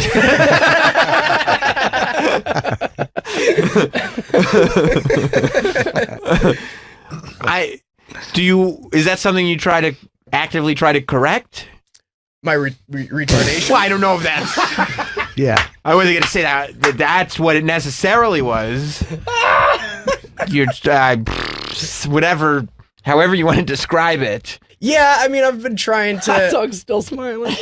Well, because you call Rob the R word, and then you made Rob call himself the R word. Yeah, what a game of chess. Yeah, it was funny. It was funny. Yep. But really, I mean, it's kind of mean that you did that because you made an R person call himself an R person. It's that's what R people do. That's right. So, I mean, do you think to yourself like, oh, I got to figure out how to get my brain on track a little bit and just say what I mean and mean what I say? Yeah, I have to. Do you drink coffee or have like a banana? I had a great breakfast that morning. It was, I've lost a lot of confidence in myself. I think on the show. Why? I don't know. I don't know. Just getting in my head too much. I don't know. Just, Do you journal? No. That really helps out a lot. Actually, I did just buy one. You should write down You bought a a list journal to write in? Yeah. Yeah, you should write down a list of all the Does things it have a you're little grateful lock on the front? No, it's like a bigger. Say my diary? Yeah, you think it's a journal or a diary? It's a diary. It's a diary. Does Lisa Frank make it? Yeah. You should write down a list of 5 things you're grateful for every day. It's not a bad idea. Of how you help other people and your job and what you do. And then when you feel bad, two you should things. write that too. And then you could go back to it when you don't feel confident and go, wow, look at all the things I've done. I do that too, but I had to stop doing it because I realized every single day I was just writing Ian Fidance over and over and over again. I was like, this is getting obsessive. I love it. Yeah, I can't keep doing this. Mine says Sam Roberts. I appreciate that Wow. so much. Are we flirting? I think so. I think so too. You want to get out of here? So are we done with the bio, or did you want to? We heard the bio, right? That is the bio. That was the whole thing. That was the whole. Wow. That was the Okay. bio. That's my mistake. No mention to CBS. Nope. No. Can we go back to when he laughs nervously at his own coffee joke? Yeah, that was. Oh, bad. I didn't catch that. Oh, yeah, that's that a was good when I one. was like, why did I say this to myself? Let me get a little Let me ask cute you coffee this. joke. You can hear the verbal regret in the laugh. Yeah. Was the reason that you didn't mention CBS because when we asked you on the air for your bio, you mentioned the Super Bowl first, and we mocked you for not mentioning us? That was what am I most proud of? Right. No, I think I got in my head too much. I see. Yeah. All right. So Look at his face. Pretty much help out in. Raise a little Yes. bit, and that's that like when your face like it feels like you're about to cry, like you know what I mean, like it like yeah. And the wheel of like regret under your starts face it gets turning. real heavy. felt some tears coming up. Right. There's Fuck, no I just connection started. to your brain. No. What happens is you really feel like I'm not here right now. And I'm I had floating, watching this. You know when you have the sweats like from your armpit that just goes down, you feel that drop. Flop sweat, they call it. Yeah. And it doesn't help. You can watch Mike walk into the frame. No, Mike's the and sit- only person in the front row. Mike was the only person in the front row. Oh Wearing a little no! press hat. Did he leave that hat on? Yeah, the whole time. Oh my god. In the front row. Oh my god. And What did you a know? Did you gang know of that Mike was stooges. filming you? Yeah, yeah. I was just looking. I'm sure that didn't help in his confidence. It did not. It Here's- was not. Here's helpful. the thing. Here's when I knew it would not go well. When Mike came to me and he said, "Sam, is it okay if I bring the tripod?" I said, "Yes, It is. Bring a tripod." Yeah. Play the laugh again. Yeah, I did a good call. I didn't catch that. Oh yeah. Video editing, being the go back 10 videographer, seconds. taking video, or getting coffee still, or even,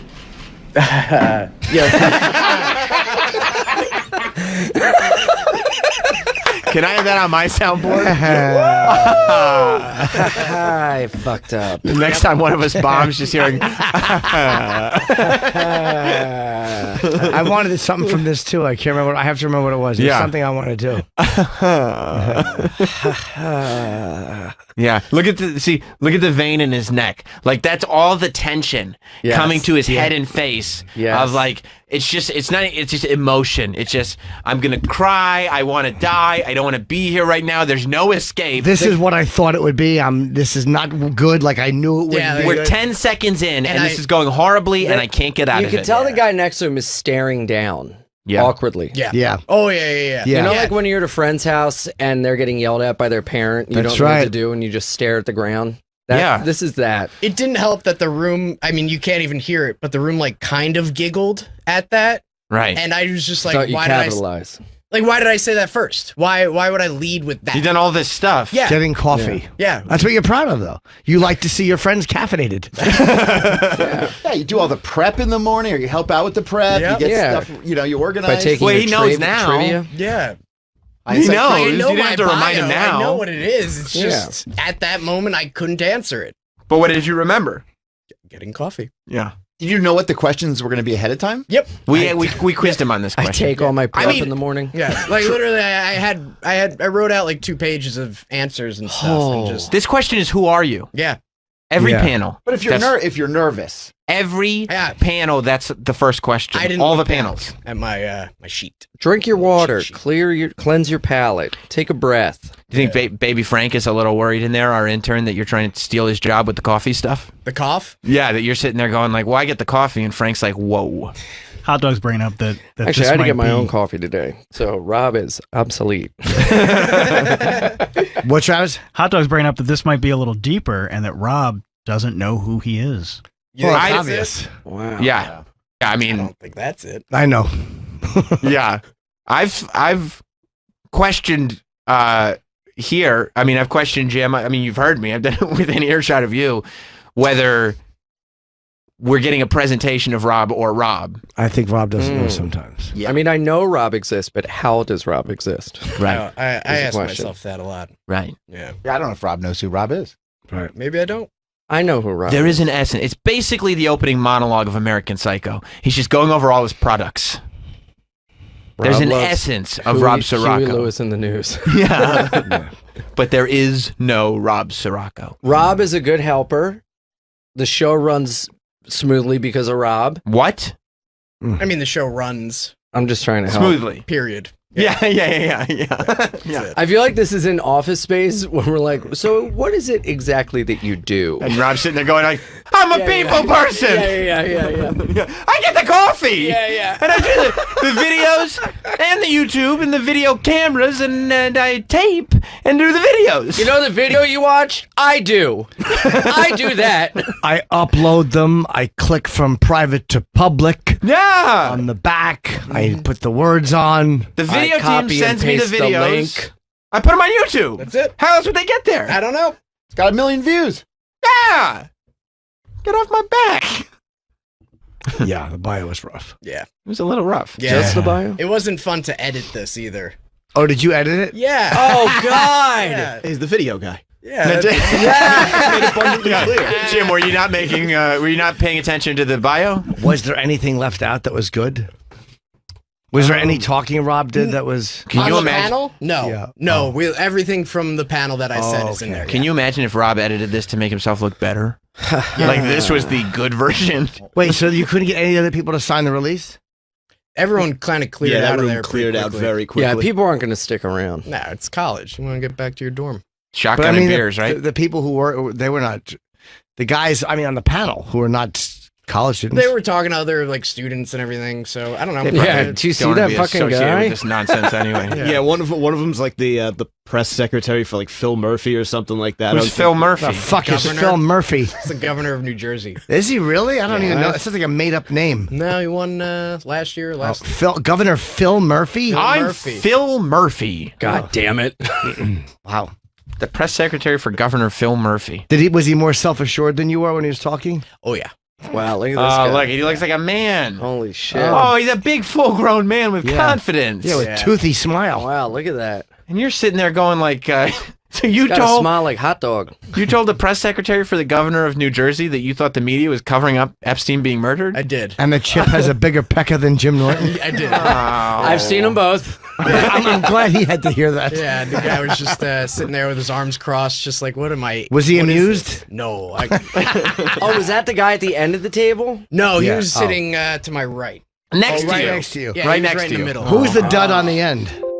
The bigger man. Yeah. He was a something. He did sales for the like Shamrock Times or something like that, like the newspaper. And You're insecure because there's a guy on the panel with you. Yeah. It's a real who's who does sales for the Shamrock Times. Yeah, we got the Shamrock's time here. I'm a lifetime subscriber myself. Sounds like a bunch of nobodies. I mean, including Rob. Rob was the coolest one there. Rob was a shining Not star. not on that day. No. Yeah. He was potentially the coolest one there.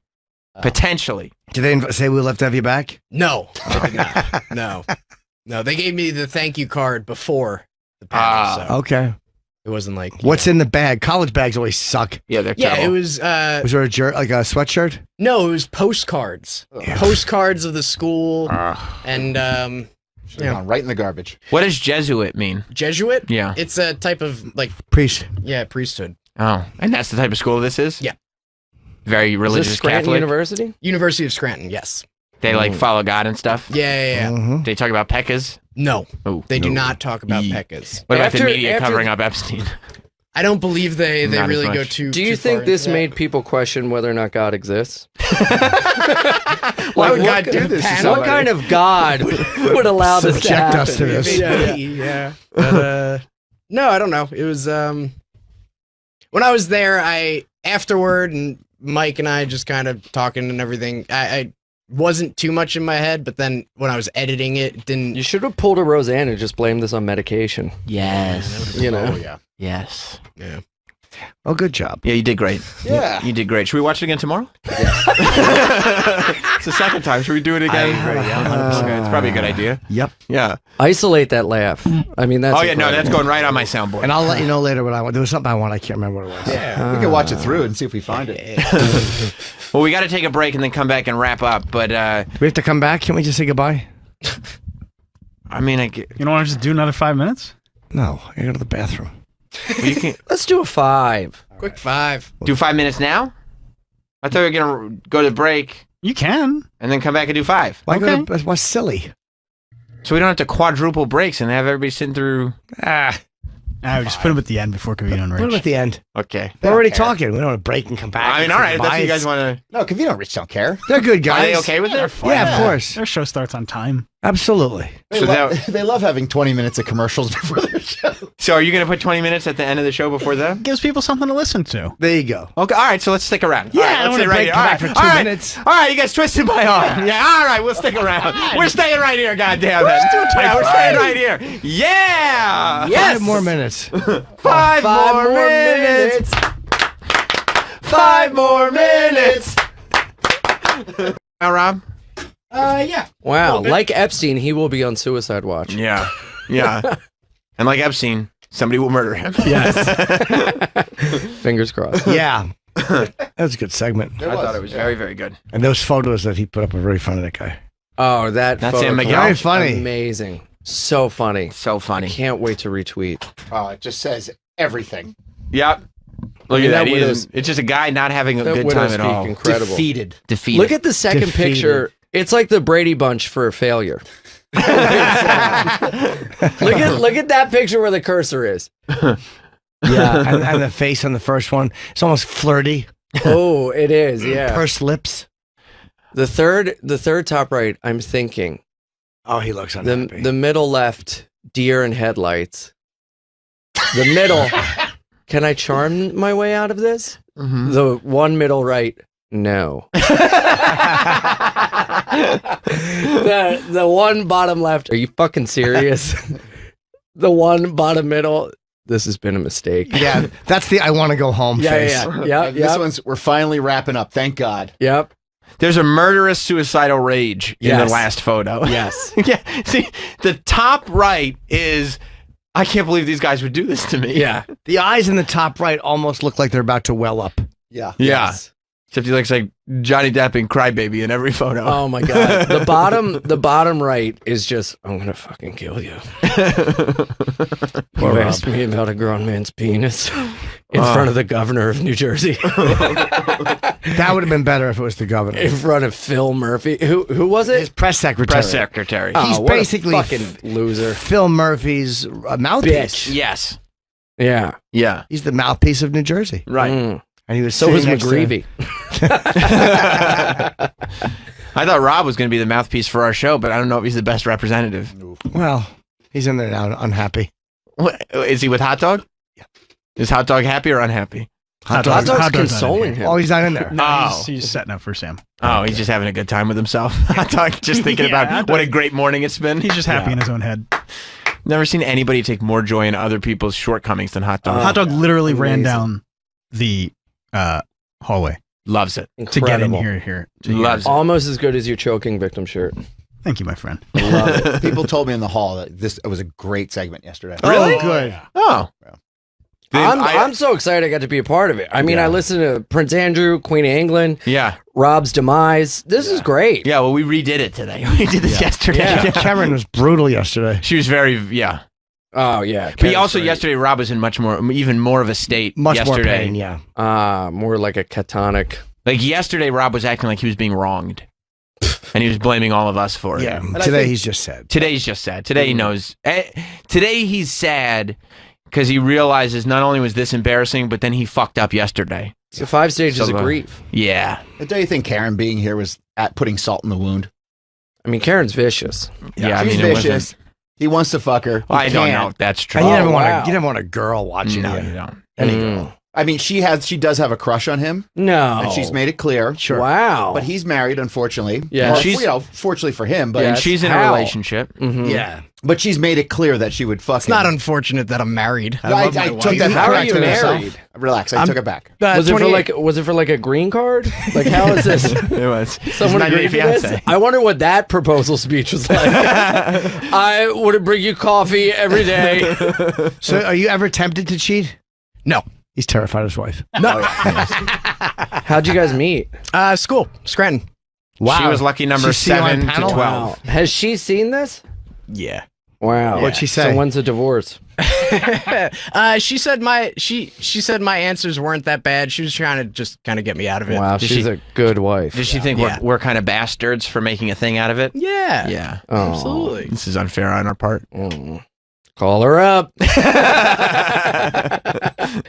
I mean, I wouldn't mind actually. Yeah. Seeing what her Get her opinion take on it. on It's just this was. Colin impersonating her. Yes, it's Miss Handsome Rob. Rob, I'm divorcing you. Did you see? Speaking of things being embarrassing, that I think Charlie's Angels made like $8 million over the weekend. Well, it's because men don't like to go to female movies. It's It's funny. They complain that there's no female leads, and then there's female leads and it doesn't make money, and they say that it's men's fault For that not we don't going. go. I mean, fucking stop it. It's not an original female lead. No. And also, who the fuck wants to? By the way, I don't want to go see Beretta the movie either. I don't Yeah. want to go see fucking Cannon if they make a movie out of it. Mm-mm. It was a 70s show. Nobody gives a shit about it at this point. No. Oh, why? I will I tell love you- Elizabeth Banks. Why'd she say that? Plus, besides Kristen Stewart, the other two women in it aren't really very famous. And you know what? Maybe men don't go to see female-led action movies. But they do. They went to see Captain Marvel. They went to see Hustlers Wonder or Woman. fucking, They went to see That's like. true. But Yeah, she said that the superhero movies don't count.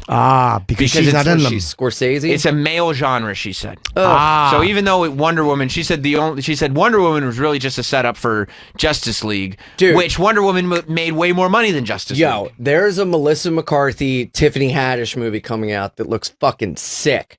What's it's it like called? it's like kind of like a drama where they like I don't know they like romp people or something. Look it up, Troy. Is it a dramedy? I think I saw I don't it. think it has any comedy in it. Oh, I love the Melissa McCarthy movie where she played the liar that came out. She was nominated for it for an Academy Award. Oh, no Came way. out last year. It's really good. Not a comedy. Really good. By the I'm way, so- the complaining that men don't go see it. If men don't want to see that, then men don't want to see that. Too Yeah. fucking bad. Yeah, I'm not trying to see Charlie's Angels. I'm No. trying to see, So make- trying to see Doctor Sleep right now. The Kitchen. I think so. Oh, that came out like 2 months ago. Yeah, that came and went, homie. Is that Yeah. with Tiffany Real quick. Haddish? Yeah. People didn't go see that movie. The Charlie's Ah, Angels shit. soundtrack's great, though. Why? I forgot What's about on it? Black Caviar. Ah. What is that? Well, look, they What's can't Black all be. Caviar? It's Troy's Troy's group. Troy's He's band. DJ. His DJ group. Yeah. God, can we play Rob's laugh? Look, Troy, they're not all Spider-Man, okay? Nope. You had Spider-Man, didn't you? Hey, I got paid. Right. You were on Spider-Man soundtrack? The Spider-Verse one, yeah. No way. Yeah. Congrats, man. That's great. Thanks, dude. You ever hear some Spider-Man does whatever a spider can? I said, Isn't that great that when I was like, he was on the Charlie's Angels soundtrack, Ian was like, oh my God, that is embarrassing. And Spider-Man. Really? Awesome. Wow. Yeah. I'm such a misogynist. It's not all Spider-Verse, you know what I mean? Sometimes it's Charlie's Angels. there's going to be there's going to be an occasional Charlie's Angels thrown in. Right. Yeah. Right. So Maybe it's just a bad fucking movie. that's it. It doesn't, why, you don't have to go Nobody any gives a deeper fuck than about that. Nobody Charlie's cares Angels. about Right. that fucking Yes. film. Right, Sorry. nobody cares. Nothing personal. We don't care about the franchise. Yeah. They had high hopes for it, though, I'll tell you that much. Yeah, good Yeah, for of them. course they did. Yeah. Nobody wants to see that shit. I think they put $50 million into it, and it made 8. You know, people saw Kill Bill. People loved it. Yeah. Yeah, but that was a male movie. Ah. Uma Thurman's female hero male movie. Bridesmaids. That was mainly People male. love that movie. Oh, was it? Yeah, it was basically, what's that guy's name? Chris Dowd. It was his movie. Plus, she had a big flop. Just take the L. Take the Listen. L. Take the L. Take the L. For ladies. Well, now it's sounding misogynistic. All right. This was great. Yeah, well, maybe I'm gonna Elizabeth go to the Banks bathroom. should go back to the Melissa McCarthy movie, The Kitchen. Got it. Remember Line of the Kitchen? Do we have a slide whistle or something I can play? Ian Fidance is going to be all over the place alongside Dave Attell. Yes. You can go Yeah. see those two hilarious people this Saturday at Parks Casino Theater in Bensalem, Pennsylvania. That's actually a Bumping Mike show.